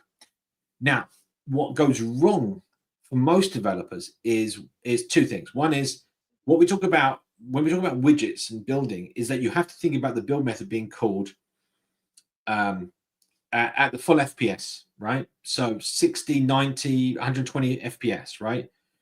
It could be called more than that. There's no reason why it couldn't, right? But reasonably, it's not going to be called anywhere close to that, right? But the point here is you have to think about your build method being called 120 times a second, let's say 60 times a second. And if you've got any side effects, well, that's a problem, because now what you've just done, I sent a link, sent me a link. Okay, well, maybe I can do that. I don't know where, some magical place. But where was I with this? Yeah, so you get these build methods being called, and if it's got lots of side effects, like they're setting variables that call change notifiers that rebuild lots of other UI, suddenly you've got a cascade effect happening where one build had a lot of other stuff happen from inside your application. That is bad. That's the wrong way. Build methods should not have any side effects whatsoever, right? They should be the result of state change. So a side effect has already taken place, or an effect has already taken place that produced state that caused it to rebuild. Now you're representing that state during build. There's nothing that's keep that cycle that way around, and you can save yourself a lot of hassle. The other one that happens all the time is keys. Not understanding keys and widget keys, that is, and using them appropriately and correctly can also cause lots of builds and lots of places where you can lose your widgets, your elements, and your render objects, and have to rebuild them. But like anything, and we talked about the number of times build gets called, it's not just one build method. There's hundreds of widgets, maybe thousands of widgets that are being used inside your application on the screen, and they all got build methods that build other widgets that are not necessarily, they add like logical behaviors, like for example, like gesture detector. It has no visual presence. It doesn't have a render object per se. It does, but yeah, it doesn't actually display anything on the screen. Anyway, but the problem here is that if you were to rebuild all of your widgets on every frame, now you've got a lot of your frame time, your CPU is being utilized to just call the constructors and represent the configuration of your screen. So the whole point of this, when we talk about rebuilds and limiting your rebuilds and how you do that, is to restrict back how much CPU you're using per frame. So you have to imagine first of all, you're not the only app running on the device. It has a limited CPU is a limited resource, right? And the bandwidth, that is the number of megahertz or gigahertz or whatever of the CPU. I mean, and then I was trying to actually, I've got an example for this in a second. Also your frame time, right? Like you're talking about was it 60 FPS is 8 milliseconds a frame? 16? forget which one's which. You know. Yeah, 16.6 recurring milliseconds per frame. 60 milliseconds to run all that code, to run all your build and all the side effects from it. It's just not going to happen. And if it doesn't happen, then you skip a frame and you get jank. So the whole point here is to reduce the amount of load that you're putting on the system, and you're going to get smoother app experience. You're going to get a better performing app. There's nothing more that you need to do. It's not about caching. Like if you make an array of widgets and reuse them, that's not going to be zero change to the performance, really, right? Like you're basically saving the time it took you to call the constructors for those widgets. That's it. The actual side effect of using those widgets in your layout is that it produces elements and render objects. That's where the time gets taken up. So yeah, just kind of hopefully put that in perspective. And then an example of CPU time, I just want to give this because it's kind of an interesting reference. So let's say you've got a stream of images coming in from your camera you're trying to work with, right, inside your app. So it's full HD, so it's 1920 pixels by 1080 pixels, right? Let's do the calculation here. 1920 times 1080. That's 2 million pixels just above, right? That's 2 million pixels. Okay. Now, if you just did one CPU instruction for every pixel, which I guarantee you're not doing, that would be 2 megahertz, right? In practical purposes, right?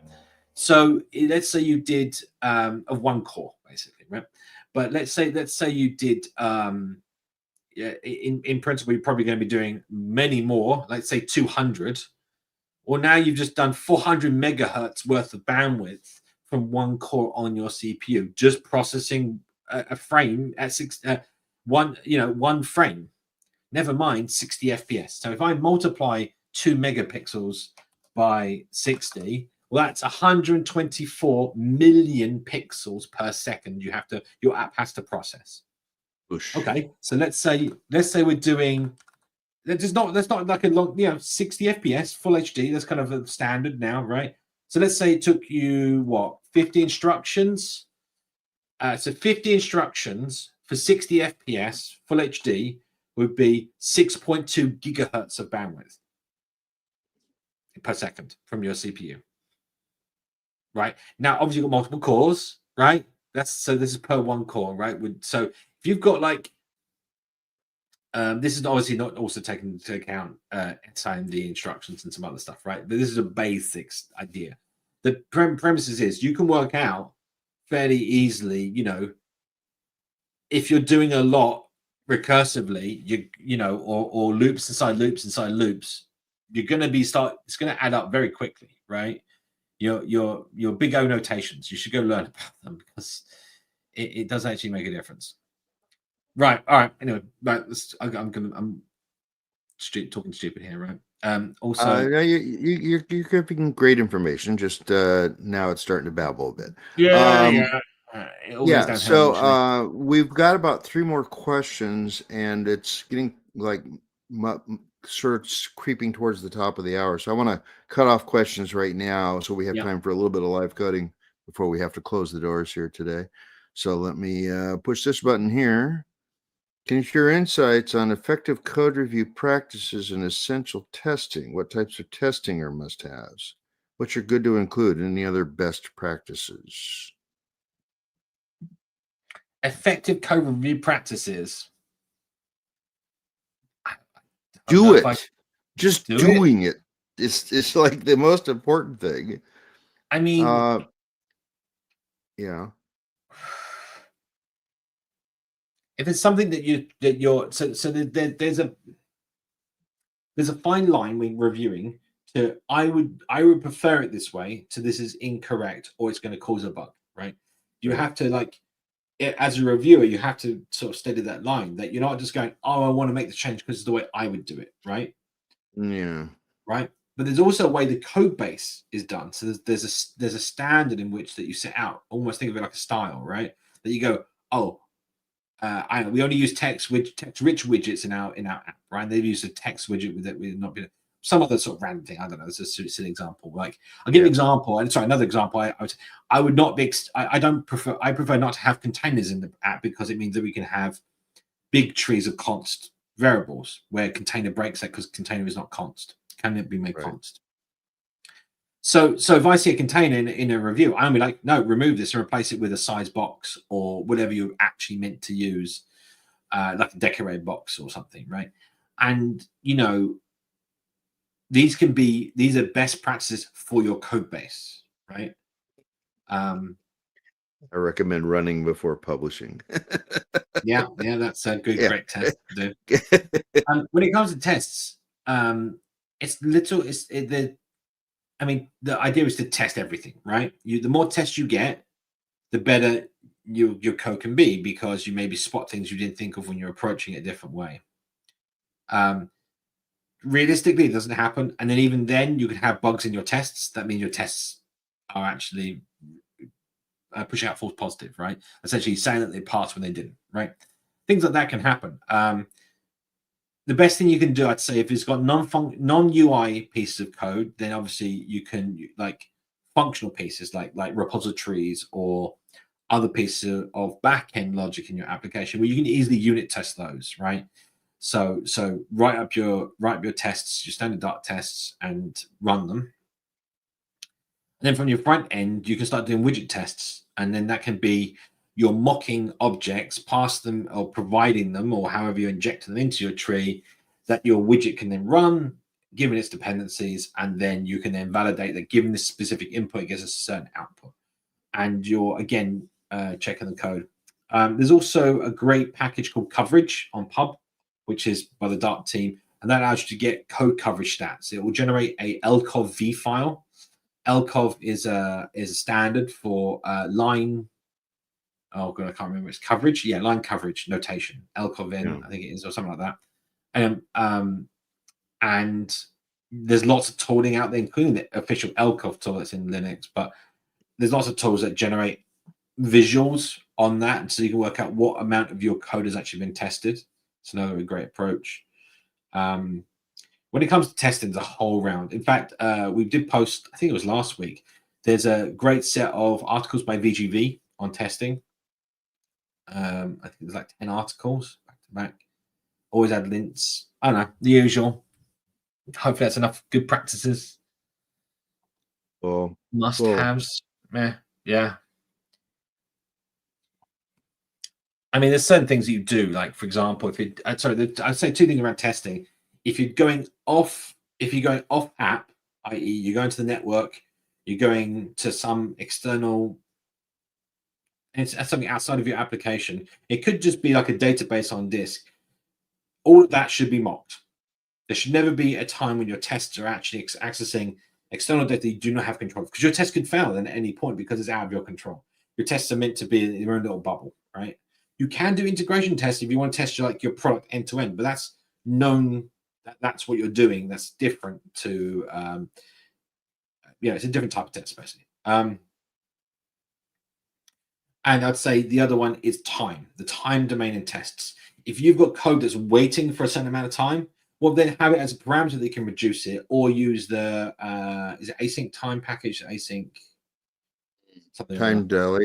Oh, yeah, there's time dilation and other things you can do to like turn off animations and to like restrict like time domain, because you don't need your tests. Let's say you've got you're trying to test a connection timeout possibility. Well, you can have no, it's called fake async. I think it's fake async. Anyway, but basically you can say, oh, the app's proceeded on 30 seconds. Now what? Inside your test. Yet it didn't. The test didn't last that long, and that's what you want. You do not want your tests waiting for 30 seconds for something to time out when it can be done in 1 millisecond because it didn't have to, right? Time is a virtual constant, right? In the sense of tests, and it should be. Yeah. All right. Okay. Next one, I don't quite understand. Might need to be rephrased. Why cannot pass const parameter in the constructors? Why cannot pass? You can. Const parameter. You don't have to mark the parameter as constant, but you can pass the constant into a constructor. No worries. And that constructor can also be constant, and the whole thing would be made constant. The whole thing would be done at compile time. I think it's a non-const constructor that we're being concerned about here, because there all the incoming parameters the defaults all have to be constant. I think that's what this is looking at. No, maybe not. You're right. You're probably closer. Why can you not pass a non-const parameter in the constructors? Well, you can, but the constructor the object will no longer be const. Right. That's all that means, right? Which means it has to be built at compile time, at runtime. Sorry. Gone. Yeah. It Anyway, doesn't. Free. It doesn't help to just say the same question again. We're confused by that. So that was one of the problems. Anyway, let's see here. So let's go ahead and get rid of this one.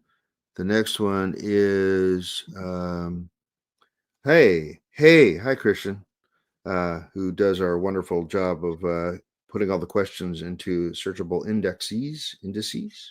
Oh, yeah.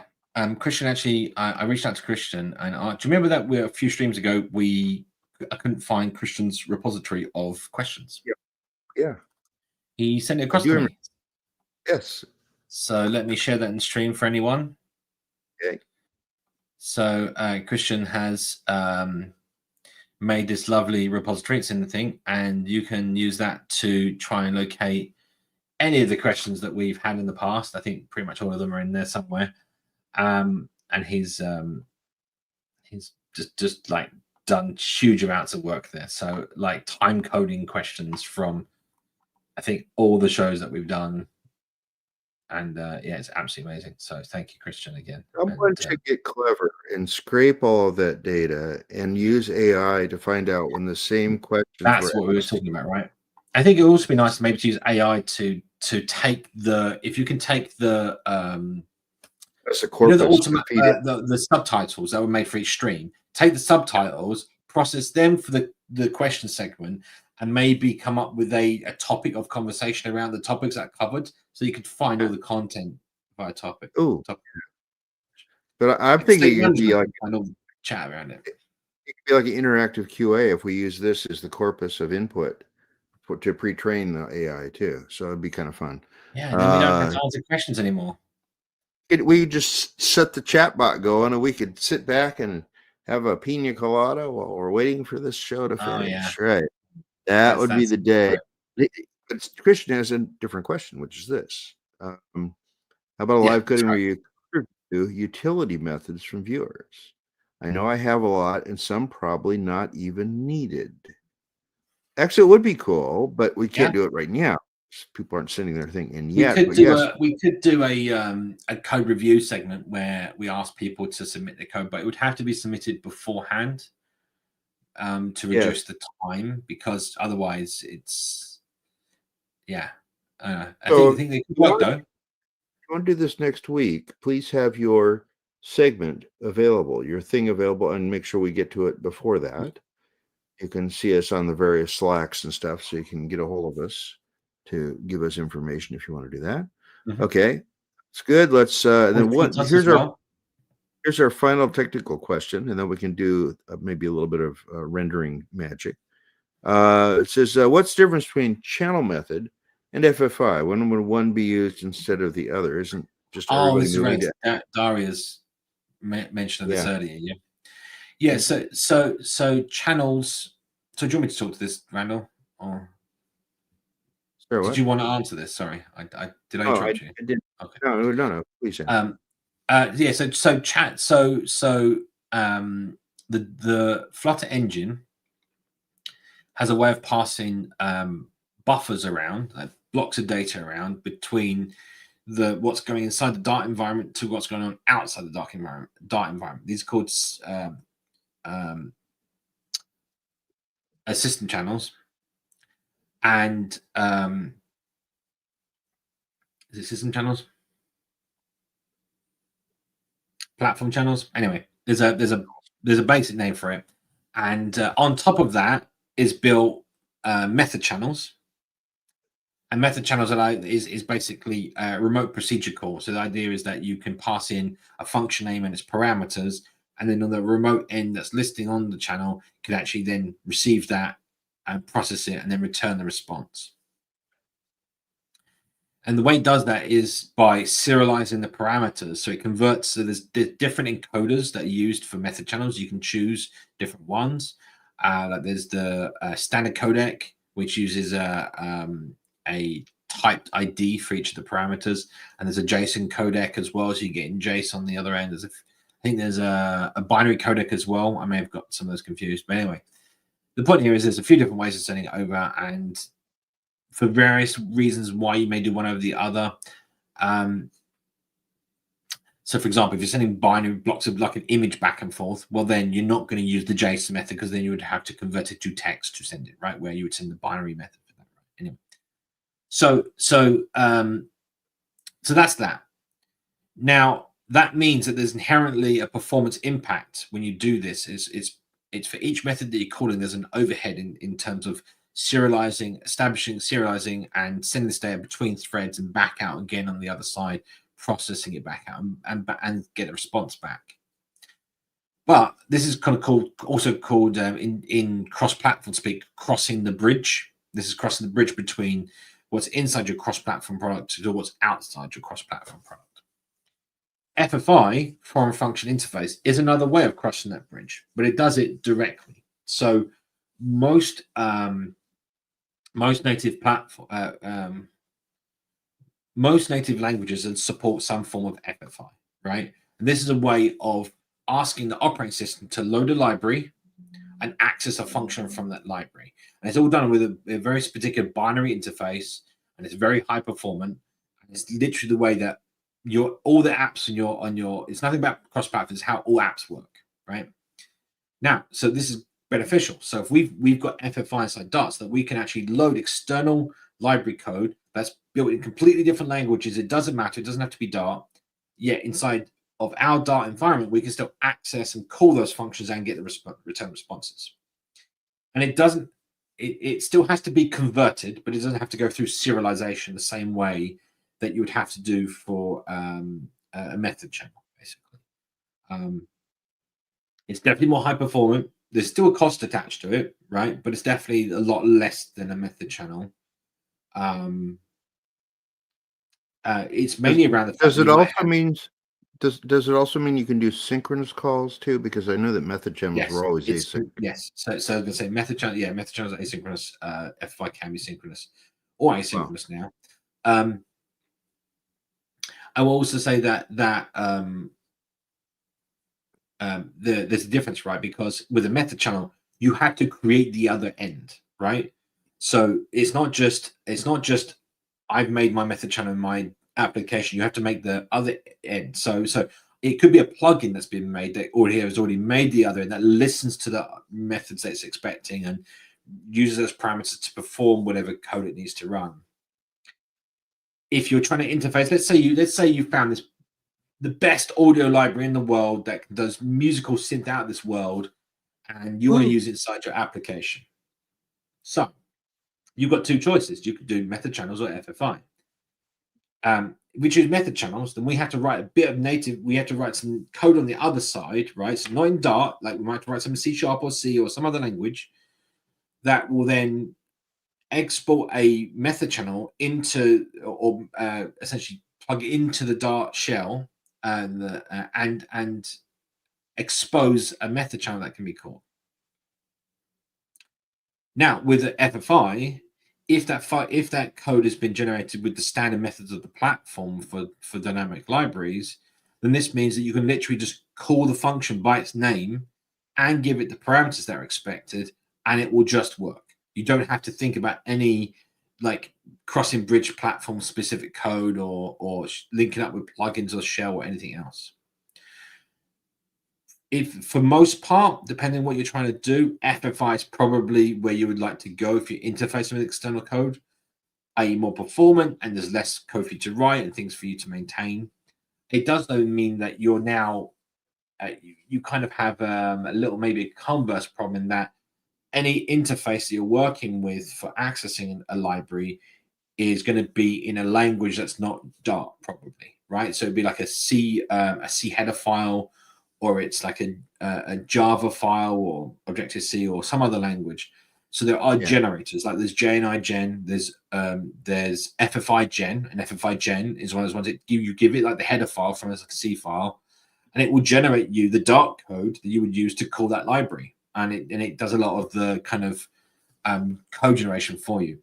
It's not necessarily pretty, and you have to, if you're using FFI gen, you need to configure in your PubSpec YAML another top level YAML file you can make, but the correct parameters to like rename things and to ignore imports and other C code that you're not using, so that you can get the best Dart output from the generator. But yeah, it's possible, and it works, and both equal ways that you can use code outside of the engine. And do I understand it properly that like the other end of FFI is something like a .so file on Unix, a shared file? Yeah, shared objects, DLL on Windows, dylib, dynamic lib on Mac. Yeah, okay. And so you have to still build, you have to have those binaries also included in your package, or whatever the package is and where you're getting the distribution from. But they can be sort of the stock versions of that. So for example, you could use like the sqlights.so file.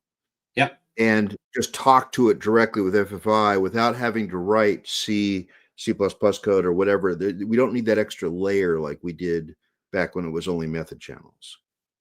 Yeah, and yes, I will say with this though, there comes a responsibility, right, from you as the developer. If you're accessing code, you're accessing from and there's again not many maybe developers understand this, but you're going from a memory managed environment, which is Dart, has a garbage collector, which basically means when you stop using an object, it stops getting referenced, it gets garbage collected like magic. You don't have to think about it. Oof. You're going into a realm of unmanaged memory, which it's also another language called unsafe, right? The C and C++ code is considered unsafe for a lot of languages. The world of malloc. Yeah, which is where you learn allocate malloc memory. free. That memory is then utilized and filled up with stuff, which is still how Dart works under the hood. That's how the how the garbage collector and allocator work, right? Anyway, so it allocates memory, and then you get back a pointer, a reference to that memory address, and then you have to free that memory when you stop using it. And this is a whole world of hurt. And just let you know, there's a whole lot of hurt involved in doing that, and you're going to have to understand that paradigm if you really want to use FFI to a certain degree. You're working with a native platform, and you need to understand some of the core principles of computers, like memory management and processing and pass by reference and pointers to pointers and things like that. Like but finalizers make this a tiny bit easier. But again, going across that boundary. Yeah, you need to think about what those are doing. Yeah. But again, you have to start wrapping things in Dart code. So for those that don't understand, finalizer is allows you to essentially free up the native object when the Dart object is no longer referenced a class.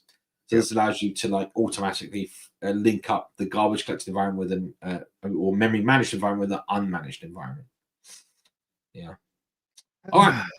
Okay, we're done with that. We were going to do, if you want to, do the opaque, what is it? The gesture detector, setting it to opaque, and what does that mean? Yeah, I mean, this is like a super simple one, but we can do it. And then I'm thinking you just wrap a stack and put a couple of squares in it that actually have widgets in them, and then put a gesture detector on the stack itself, and it won't trigger unless you're hitting one of the two widgets, because those are only opaque parts, right? That's the theory, and watch us fail terribly. Is there an example on the gesture detector page that does exactly what we want? We can always look for that. There we go. There was actually an example of actually I do want to show something to a few people. Yeah. But cool. I'll leave that to the end. I've got an idea. See if it's still around. I think it is. It is. Okay, cool. We'll look at it in a minute. Oh, it is platform channels. I just saw the name. Yeah, it is platform channels. So it's underlined there. Right. Anyway, So where were we? Yeah, let's do an example. So let's grab our latest one. What's today's date? 13. 13, November 13th. Right, this was the last kind of code snippet. I don't know why I copied it. We can start fresh. Right, main, run out. Go to the Starting very with beginning. a very empty file, not even doing a Flutter create, just typing away. I mean, it's easy enough, isn't it? Let's be honest. Right. Yep. Anything else we want in there? Being dark mode, maybe. Right. And then here we'll do material.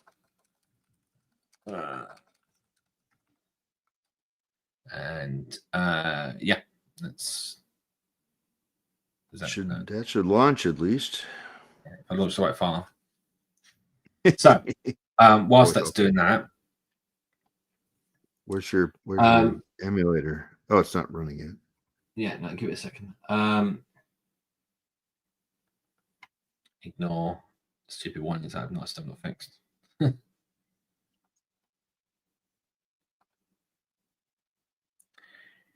Come on.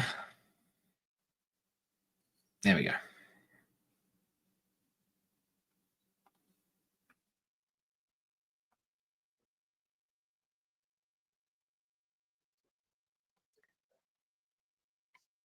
All right, so we have a blank screen now. There we go. All right, so we were talking about gesture detector, right? So let's say we've got we're going to do a center with a raised button. Is it raised button or elevated button? Oh my god, I'm old. Elevated button. Do you remember when I used to use raised button widgets? That's right. Back in my day. I remember when there was no height parameters. I had to make shadows myself. Right. Those shadows weren't just nothing. You actually had to print them yourself. So there's our test button, and you can see it's reacting. And then what we're going to do is we're going to do show dialog.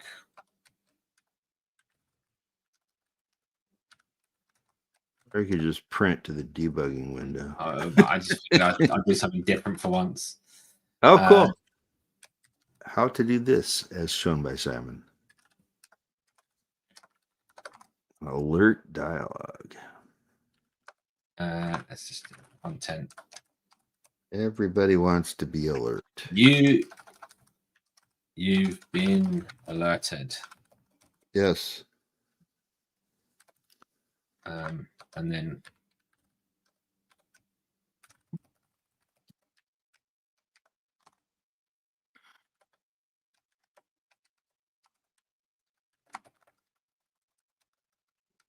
oops. Slow down. Right.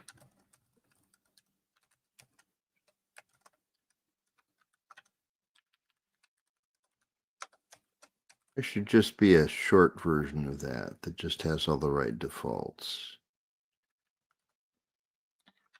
Right. Restart. You've been alerted. Yes. Yay. Okay, so there's our button. So if we wanted to, we could wrap this. Let's put padding in here of 16, and then inside that we're going to put a placeholder. This is just so we can see like the edges, see how that looks. Oh, oops, wrong button. There we go. Right, and then what we could also do inside of that is place a fractionally sized box. One of my favorite new widgets. I mean, it's not new. It was sort of new to me about 2 years ago, and I've been using it everywhere now. And then inside that, we can put another placeholder. This one, so the outside one will leave gray, and then this one will say with red, just so we can see the difference, right? There you go. Ah, very cool. Cool. So, what do people think will happen if I wrap my placeholder, my red box, in a gesture detector? All heck will break loose. And this will say, print hello Dogs world. and cats living together. Mass hysteria. Those that don't know, these are all lines from old school movies. We're too old Yeah, to that was Ghostbusters. yeah, Ghostbusters. Right. So Yep. I'm going to go click here. Wait, nothing happened. Why did Oh nothing happen? no! Oh But no! Why not? if I click just here, nothing happened. Anyway, the one time I actually want it to happen, it's not going to do it, of course. So this is need to make probably those what you've lines better. experienced. I can't remember who the questioner was now. Sorry. What's I'll look it up. But anyway, the point here is, yeah. So it's transparent. It's not got a surface to it. If I now place in here a decorated box, and on that we'll do a box decoration color. We'll make it red just to match. Right. Now we have a red box. If I tap on it, hello world, because it has pixels. Right. So this is what you're experiencing with it not being transparent, right? So if I do colors dot transparent, see if this works. It does work, right? So that's one way that you can do it, because it does actually. So it's still painting a color. It's just transparent, right? So it has fill, right? However, if we remove that widget, now we still can't press it, but I still want it to be pressable. You do not want to be using color transparent if you can avoid it, right? Like it's a hack, right? What you want to do is behavior. I'm going to pop test this for a second. There's the question from Muhit. And this is the magical bit, right? Behavior, hit test, behavior opaque. And by doing that, we say we want you to treat the children as opaque, as if they're filled. And now when I tap, we're still going to get hello world now printed when I tap on it. And the button still works and doesn't print hello world, right? So nice. Hopefully that kind of like answers that one. It's one of the ways that you can have like a rounded button with rounded edges, and when you tap in the corner, you're not tapping on the button, right? Because it doesn't have it's not placing pixels there, it's not drawing there, so therefore it's transparent. It's not always that simple, but that's the general premise of it. Not all widgets want to behave like that. It depends on who's making them, but so generally speaking, if you're getting that problem, it's probably because you need hit test behavior opaque. And I believe Inkwell has a similar parameter. I think. I seem to remember. Or am I thinking? Oh no, I'm thinking of where is it? Ink itself. No, there's a custom shape, isn't it? Custom shape, custom border. Yeah. That's the way of saying that. Like, if I say circle border,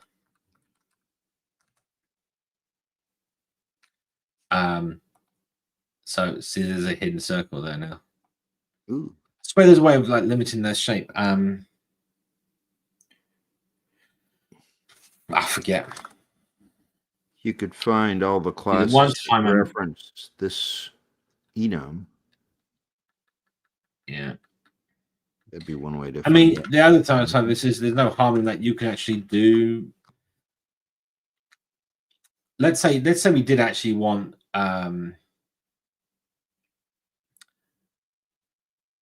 Yeah, so let's say spontaneous. Let me just check that. No, I don't think it was that either. Whoa. No. That's a lot of ink. So if we wanted to, should we make our own touch widget that only lets you touch in a circle? Oh yeah. Why not? Might be fun, right? So let's do let's get rid of our ink response, and we got our placeholder. We can now inside of that put a center and a aspect ratio. And actually, we don't need an aspect ratio. Let's replace this with magical, what should we call it? Magic circle. Sure. Sure. So this is how you make custom widgets. Why not? But this is extremely custom widgets. Just letting everyone know.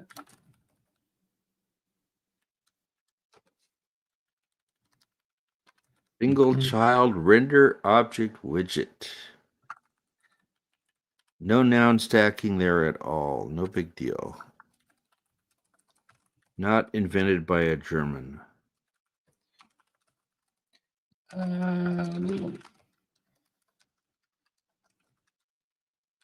There's a previous show we did where I found the longest class name in the entire SDK, and it was something that was half a page wide, as I recall. Yeah.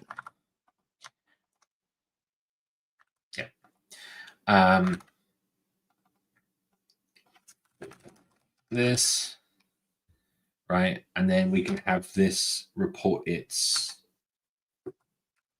perform layout. Just I don't really want a proxy. Let's do render box. Should be fine. He says we'll find out. So if we do size equals, so we get first. So if anyone doesn't know, this is custom. This is a custom render. They do custom layout. So when it does perform that, we want to get the constraints being passed in, and in this case, we want to find the smallest bounding portion of this, the smallest aspect, and this is its dimension in this case. So this is the smallest on X or Y. And then, yeah, it should be the smallest. Hang on, that's a good point, actually. No, I want biggest. There you go. I want the biggest size, and then I want the shortest size. I nearly got it wrong. Right. And then the size that I actually want to return back is going to be a square. So I want it to be that dimension 2 times over. That's literally like the simplest way of making a square, right? So yep. Now if we were to also then add paint to this, I don't think Super Paint paints the chart, does it? No.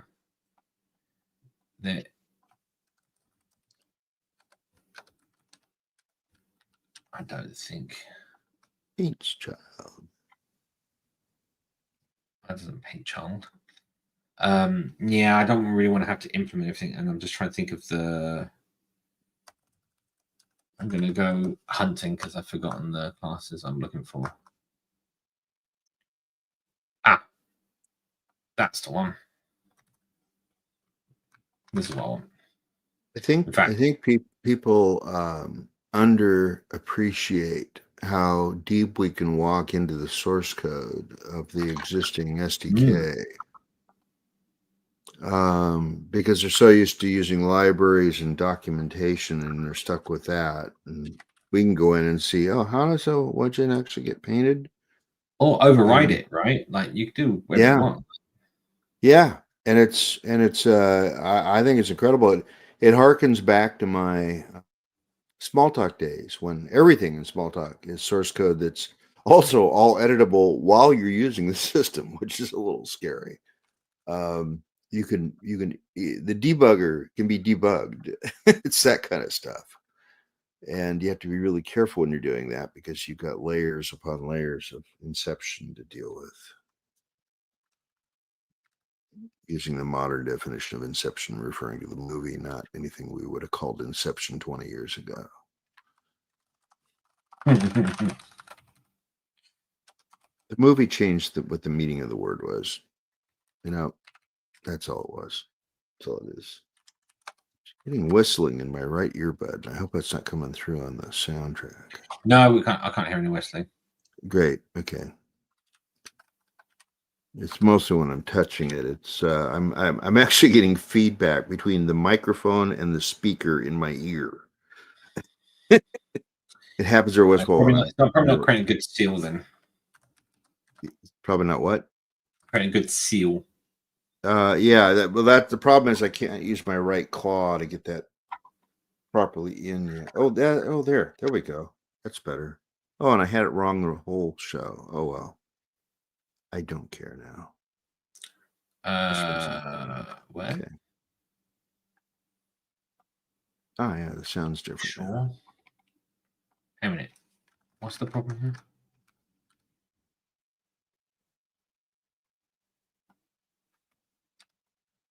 Yeah, problem solved. Right. So that's the simplest form I can think of if this is going to work. And See if we it are blows going up. to pass in a red parameter, and oh yeah, we need to pass across the child. Super.child. So let's restart, and you should see that. Ooh, Well, we have got a a red button. circle, and then it all went to pot. So what did we do wrong? That's the question. So first of all, let's get rid of that. I was assuming this was going to paint the child, but the child hasn't been set. It should set the child.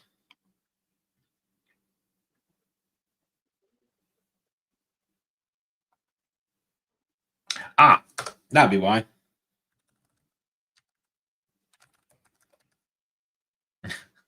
Would help if I laid out the child as well.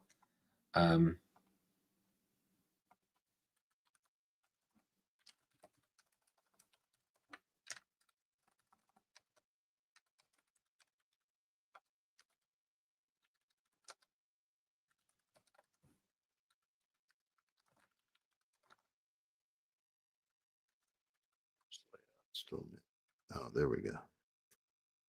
Pass some stuff.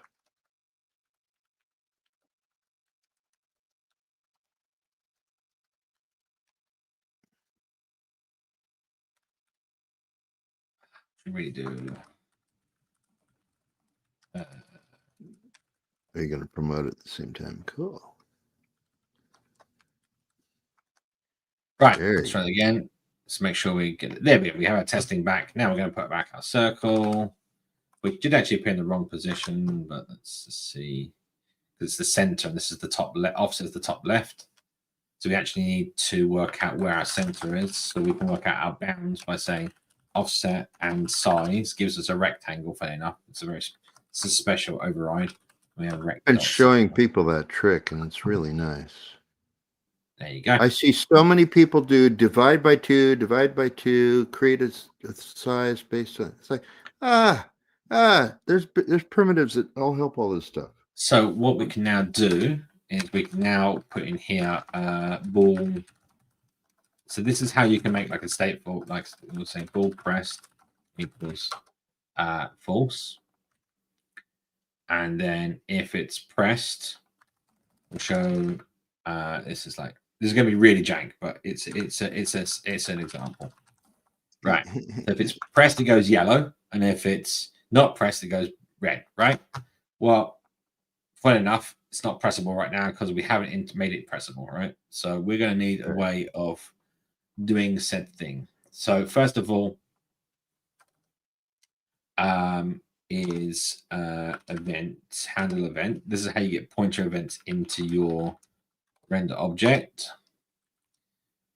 And then there's also hit test. So we only get the events when our hit test reports it is hittable, as it were, this widget.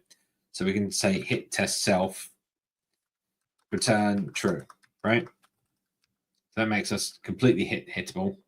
And when we get the events coming through, we can then say event dot. Again, this is really kind of jank, but if event is point down, isn't it? Pointed down event, then it's pressed, it's true. Else, Interrupt event. false. I can do it. Well, this is great, but then we need to also tell it we need to notify mark needs paint. So note that it's changed. It's painting. Well, we don't want to repaint on the else. We're going to want to say else if we are pressed down, then we need to say we're not pressed down anymore, right? So it should be enough to get ourselves working. Let's see what happens. It's restarted. There you go. Whoa. Sometimes click Mark down. needs build. If I move, it goes up. But now we could also say if event is pointer up event. Let's just do on that instead. There's also it's a cancel. I think it's cancel event. If I remember rightly, I can't remember. Under cancel event. There. Yeah. So it's. I was gonna say sometimes Mark needs build. Sometimes Mark needs paint. I can move around, and then let go. It goes red. If I move off, still down. Let go. Still red because I'm still capturing the event. This is what we spoke about last week, right? Oh, yeah. Now I've made a button. Wow. No platform widgets, no material widgets, no nothing. There you go. That's how you make a button. Now, the problem here is I can click off the circle and it still clicks because it's based on the rectangle area because my hit test self is given a position and we say, yes, you're on it. So we need to work out, is this position within the bounds of a circle? I don't know if there's actually a nice way of finding there's contains. There's contains for a rectangle, but I don't know if there's contains for circle. Well, let's say what is the okay, I'm gonna isn't there any way you can use the paint information the same way that the gesture detector does? Can't you tell whether you're painted in a space or not? Bear with me one second. Just an idea.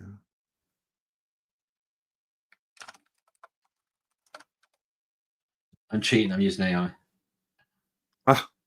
Oh. Yeah, that's the one. That's the one I always forget. There you go. We're gonna pull that in. There you go. Magic AI code. Oh, okay. Is point inside circle.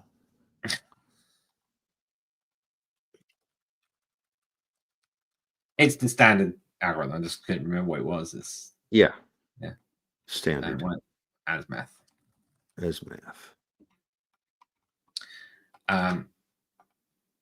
Yeah. So basically, calculating the.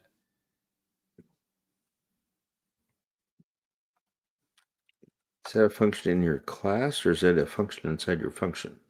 No, it's a what is. This is just a function here. Okay. I'll put it down underneath, and then we should just be able to say return is point inside circle, and then center X and center Y. We say if X and Y is within the center of the radius. So final radius of our circle is going to be our. First of all, we need that rectangle again. So we need our offset, which is always going to be 0 in the parent. In this case, do we? Yeah, it should be fine. Offset 0. I think it's offset across. We'll find out in a minute. If it doesn't work, we'll change it. Right. And then size of our thing, and then the rect shortest side is going to be. Should have all just been props of our object, right? Sorry. I mean, you already computed where the circle goes once. You should just have retained those as props. Yeah, it could do. Right. This is an example. Okay. Right. I'm just being. I'm sample showing what code review sometimes looks like. Yeah. Exactly. Can't you just use a button? Why does it have to be a custom paint job to be able to instead of using a button?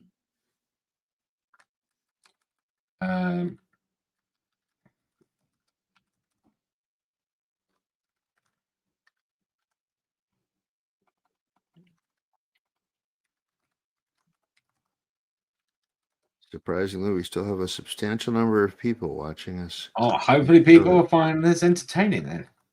Yes.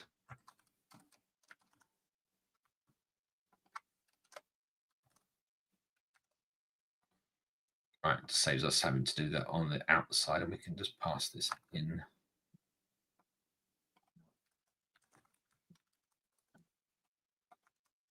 Right. Let's see if it works. Click here. It works still. Click here. It doesn't work. It doesn't work. Ooh, Oh my God. Hit test worked. It's amazing. yes. Let's get rid of that testing. Instead. Absolutely no hidden wires or strings around the outside of the circle. So we could actually put, should we put a callback in there? Let's make our little callback. Why not? Show people how you do that kind of thing. So Yep. magic circle on tap. We're going to have it run this function and show an alert. And we'll get rid of, we'll put the testing text in there still in the center. And so let's go down here. We want a way of calling back. There's a default name for that, void callback. It's just a definition of a function that takes no parameters. So you can just put void function in there, right? This is all this is. It's a type. I can just do that if I want to. Same thing, right? Yep. And then we want to pass that over. This stuff on tap. Now, normally these are nullable, and they're nullable because you want them. So if you pass a null, it disables the button press. That's kind of a default lingo and what we see inside of Flutter, right? So we want to pass that across in our constructor, and people make it slightly confused about how the child widget works. If that's a point of that people are interested in, I can explain about how the child is attached here and how that works. So this is a covariant because we should be putting our type in here as the render object because we want to access its parameters. Right. So briefly speaking, that's how we would pass the parameter across. Now we need to actually have our parameter in here. So we're going to have a void callback on tap. And yeah, it's as simple as, you know, us having a This dot on tap named, in this case, a name parameter. It's got on tap required. I can't remember how this is not how you do this, is it? I guess I can just do that. See, this just bugs me. Why is it saying that? Because I need to call him supercharge. Yeah. And this would have to be widget child. Yeah. Sure, whatever.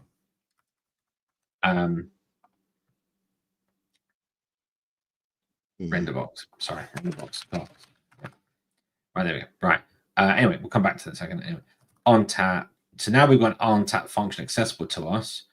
Well, when the up event gets called, well, we want to say, we could say hit test the point, and if the point is within the within that space still, so we can say hit test self event position, then and on tap just let's do it.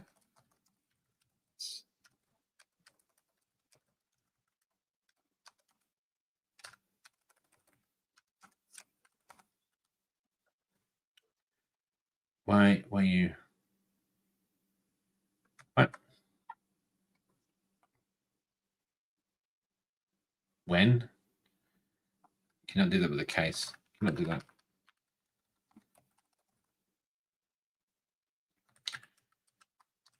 I guess I could do that with a when.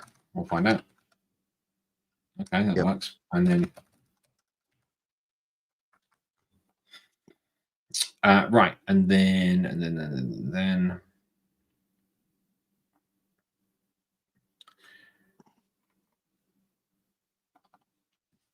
we don't need an oh yeah, we need to didn't I get rid of that in the show dialog? Whoops. Fine.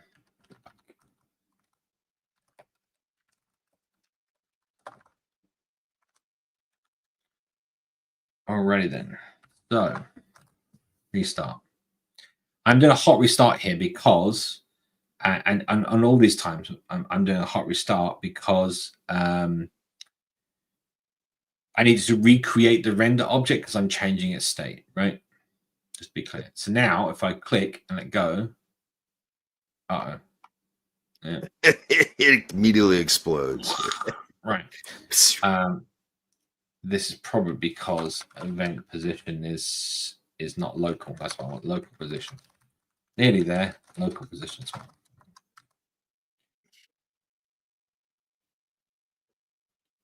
Right. Let's try again. Click. Yay! We made ourselves a custom button widget. That's And if I right. click on the outside, if I click and then let go and let go, it doesn't set off the widget. You see. Nice. However, and I can't click in these corners. So this is, I guess, the minimal way of, doing this. Now, at the moment, we draw a circle behind, and then we draw the child widget on top by using the super here. If this widget could go outside the bounds, and you could clip, and you can do that within this portion. So in that case, what you do context dot clip. You can do rect, but clip path. You have a path with a circle in it based on the rectangle. Add your clip behavior.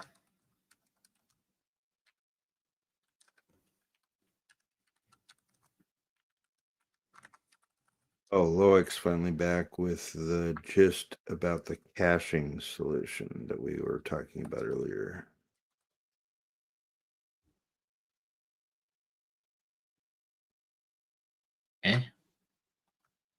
Loic is back. That was the person who asked the caching. Yeah, no, sorry. I was just wondering why this thing was Eh. not doing what I thought it was doing, but it's fine. Okay. Super paint. And then bound.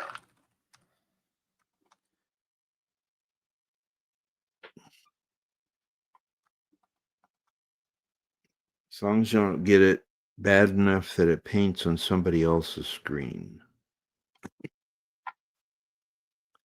Yeah. So now if I take the text, let's go up here. Where's our testing text? Here it is. And we go style.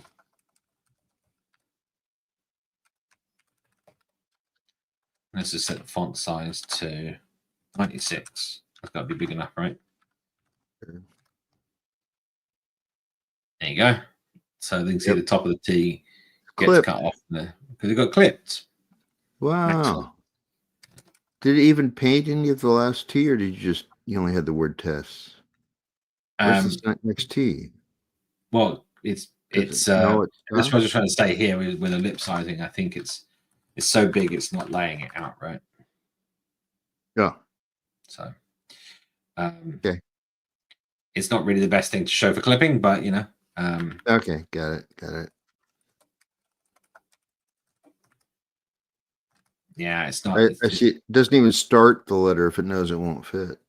Yeah, it's because so we lay out the child. I mean, we can fix that, by the way. Should we fix it? Let's fix it. Yeah. All right. So look, this is how you do the fixes kind of thing. So down here now, custom render. We're just going off the route here, but I don't know if people are interested. So we're laying out based on constraints. Well, we can say it's unconstrained, right? We can say layout as big as you need to be. So we want we'll say loose. We do loose constraints and base it on the size of the parent. We could easily just say we want it to be unbounded, which I think is just basically a blank constraints. Yeah, so infinite in size. Now this means that the widget won't try and. There you go. So you can see now it's painting the T because it doesn't have any bounds, right? Right. Then what we can do is where we want that, we need to tell that child where it's positioned. So you do that with its oh gosh, come on, Simon, think. Gosh, where's it? It just dropped in my head. Yep. Parent data, that's one. Yeah. Ah.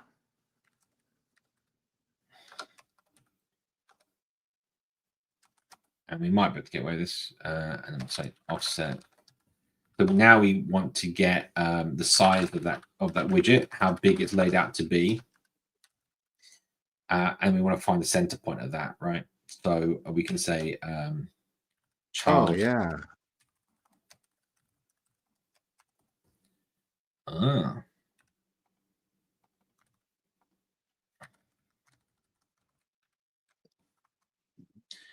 No, we want to in hang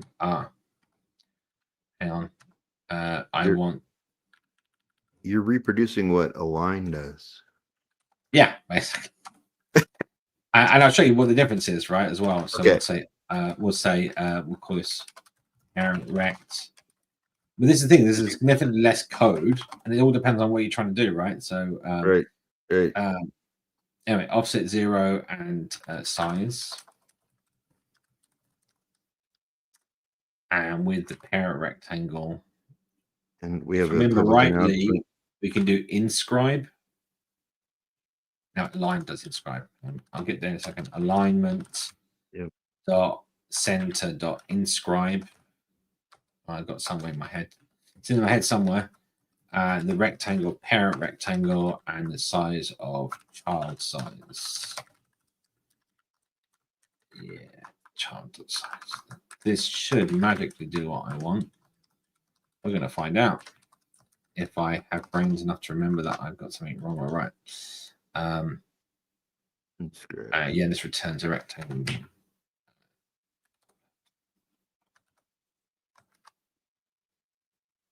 It'll end up somewhere on some screen.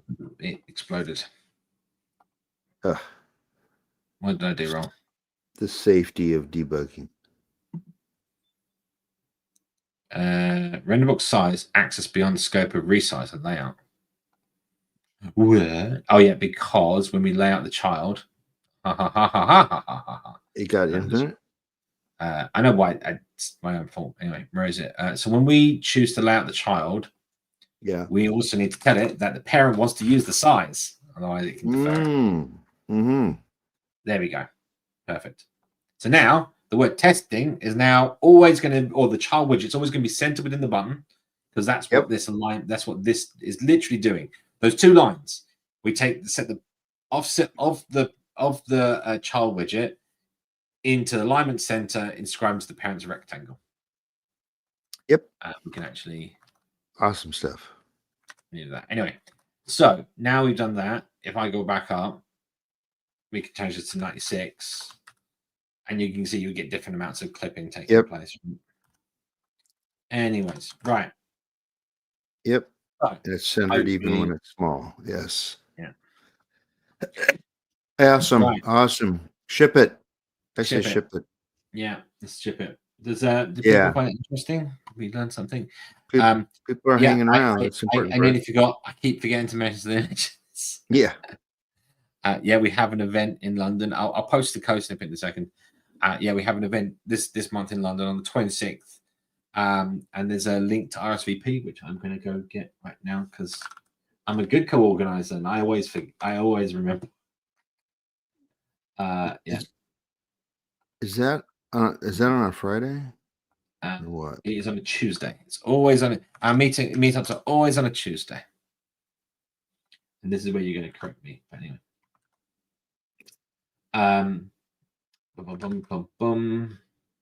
And the layers stuff that I was talking to people about, you might, if you want some read up material, similar things to render objects, is links in the channel. Let me get you a gist link for this code we just been writing. Then everyone can be happy. Yay. They can be happy. Put the words to right.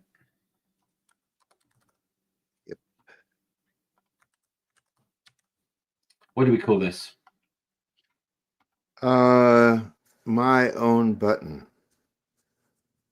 Custom magic circle button. Just a gesture.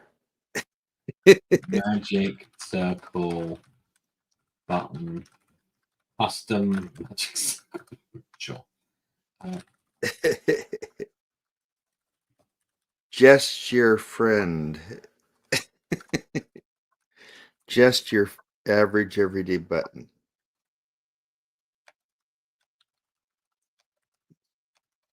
Humpday Q&A on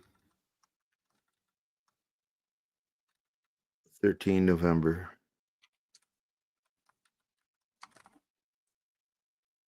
'13th. Yep. 13 November.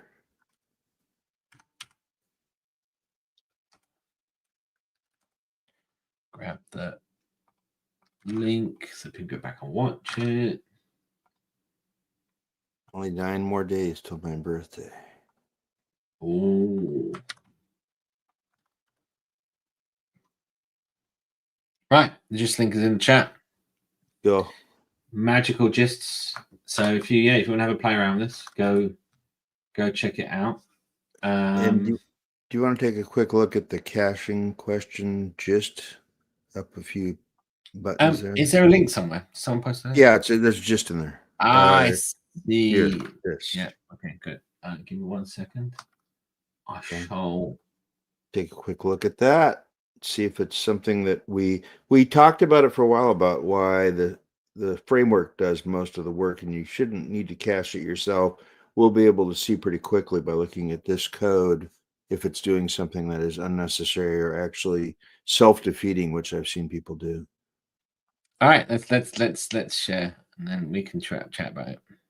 Yep. Let me get rid of this. There we go. There's been 3 revisions.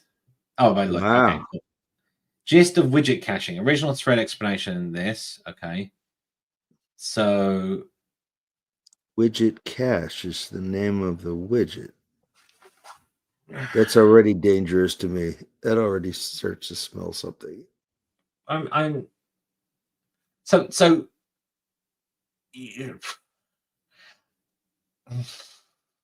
I get it. Yes, you could do this. It's an interesting mechanism. I don't know how I feel about it, to be honest. So basically, the premise is, from me reading this, is that if the value passed in, that is t, changes, it will call the builder function that will then cache the response, so it doesn't have to build it again. The system does that already, I think.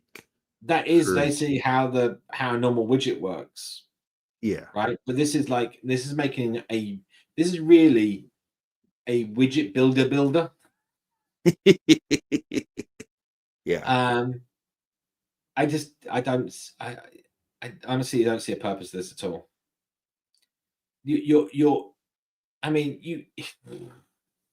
I think maybe there's an odd occasion where you want to use this, but if you're making this a fundamental piece of your application, probably. I think the original poster here needs to understand more about what having a const widget can do. Because if you can get all your widgets into the shape that they're const widgets, all your stateless widgets are const widgets like that. And actually your stateful ones can be const too, if they're all their variances in the state, right? So I think if you use the system as it was intended, this will be nil impact, if not negative impact. It really depends. Like, I mean, like, see this here. This is the original thing.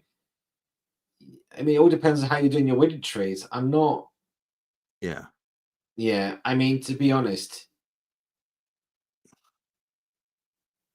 Yeah. I mean, just not convinced. I mean, basically, you're subverting the platform, the way the platform's supposed to work, right? Right. I'd be worried about how the framework could tell that this is the same, is going to result in the same widget, so it doesn't need to call this. I don't think there's any way for it to do that. You've added an guaranteed extra layer. Basically, it's avoiding calling the build functions further down, sure, but I mean, like, yeah, no, it's. Let me take one more guess at this. This is because you've written widgets that have expensive builds, where builds should be fast and not mutating anything. And a lot of people don't understand that, and they put complex things in their builds. And so then they want to say, well, how do I avoid a build? Because they print at the top of their build so that they know every time it gets invoked, and they go, oh, why is it invoking that 60 times a second? And they put so much stuff in it that it can't. It's be done interesting in a that he's frame. talking about builders being expensive as well. And Yeah. I'm just wondering what side effects were going on in Pierre's application here that was going. He's taking it from 22 FPS to 250 FPS, which means he was doing a hell of a lot of processing. That you can see here in his time thing. He was doing what I think, yeah, look, 45 milliseconds to just run build on his application. Yeah. It does say here for rebuild expensive widgets every frame, but it shouldn't be rebuilding on every frame. Right. I would say, why are you rebuilding on every frame? Not cache it to avoid building on every frame. Why are you at the first time doing that on every frame? Because you don't rebuild every widget in your application every frame. That's not how it works. Right. Yeah. Okay. Unnecessary builds, you can track them down, then you'll get less of this happening, right? What he's done here is he's avoided unnecessary builds by caching it. It's just a big workaround, basically. I'm not seeing. Yeah. I mean, it works. Don't get me wrong. It solved his problem. Sure, good for him. But I would not recommend this. I reckon find out what's going wrong with your application in the first place. We'll give the general rule about caching, though, is that caching introduces a different problem, which is how to know when your cache is invalid. I need to explain something, because what he's doing with this widget is basically how all widgets work. So let me just briefly cover this, because I feel like people don't understand this stuff. Yeah, I know. Super simple example here that I just want to open up, right? Let's get rid of all of. I'm just doing a second example. Small, tiny one, right? So, all right. Okay. So,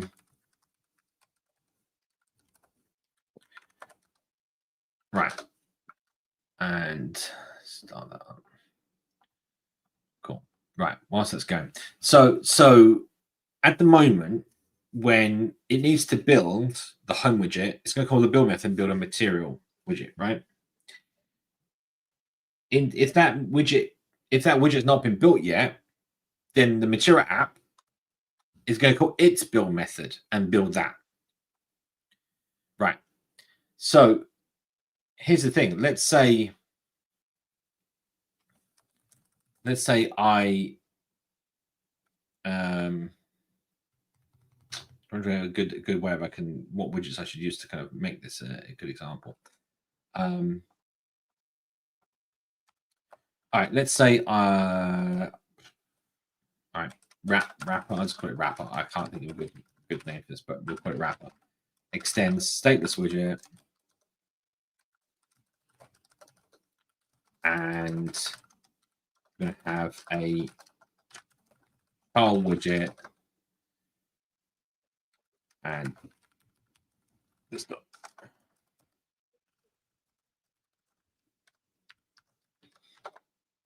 Wrapper already has a name. It's already a wrapper widget, I think. Isn't it? Oh, it's wrap. Sorry. No, Not wrapper.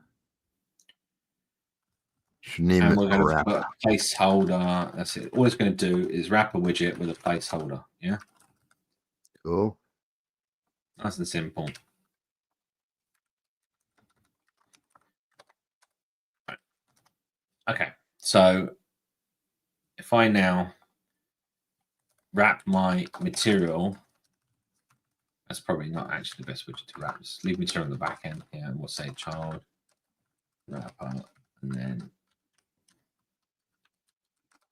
child texts and allowed. Sure. Right, restart that. That's at the top left. Of course it is. Let's put this in the center. Why not? The plot thickens. So, how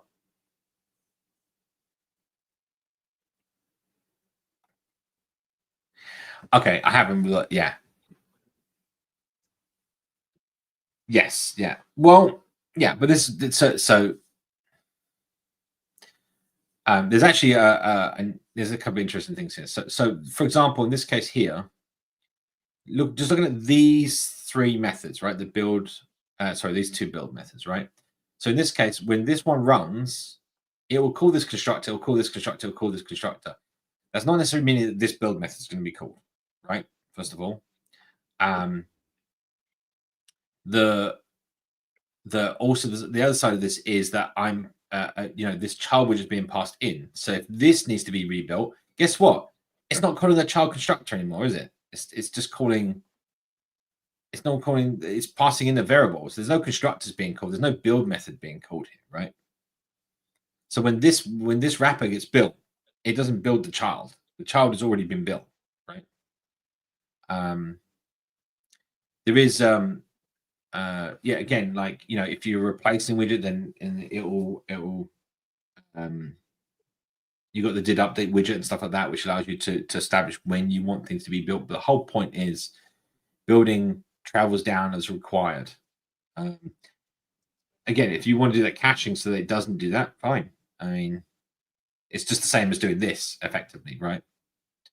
But he's doing it with a builder rather than a widget that's being passed in, right? So for example, here, I could just, what we're doing is we're taking this like center widget, so make this stateful, and I can say final content equals this, right?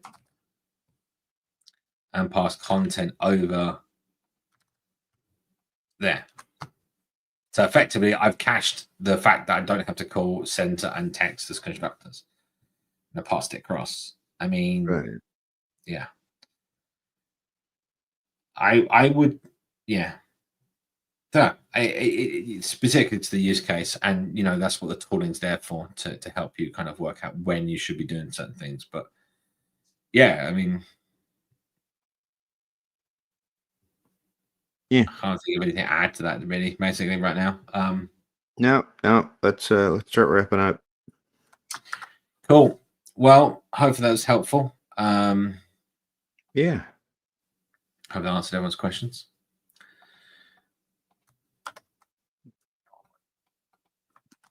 Oh, no music yet. No, All right, hold on. Where's the buttons?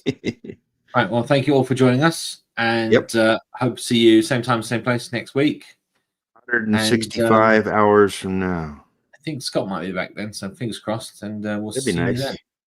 That'd be nice. Right. The week of Thanksgiving here in the U.S. Bye, All right. everyone. Bye. Bye.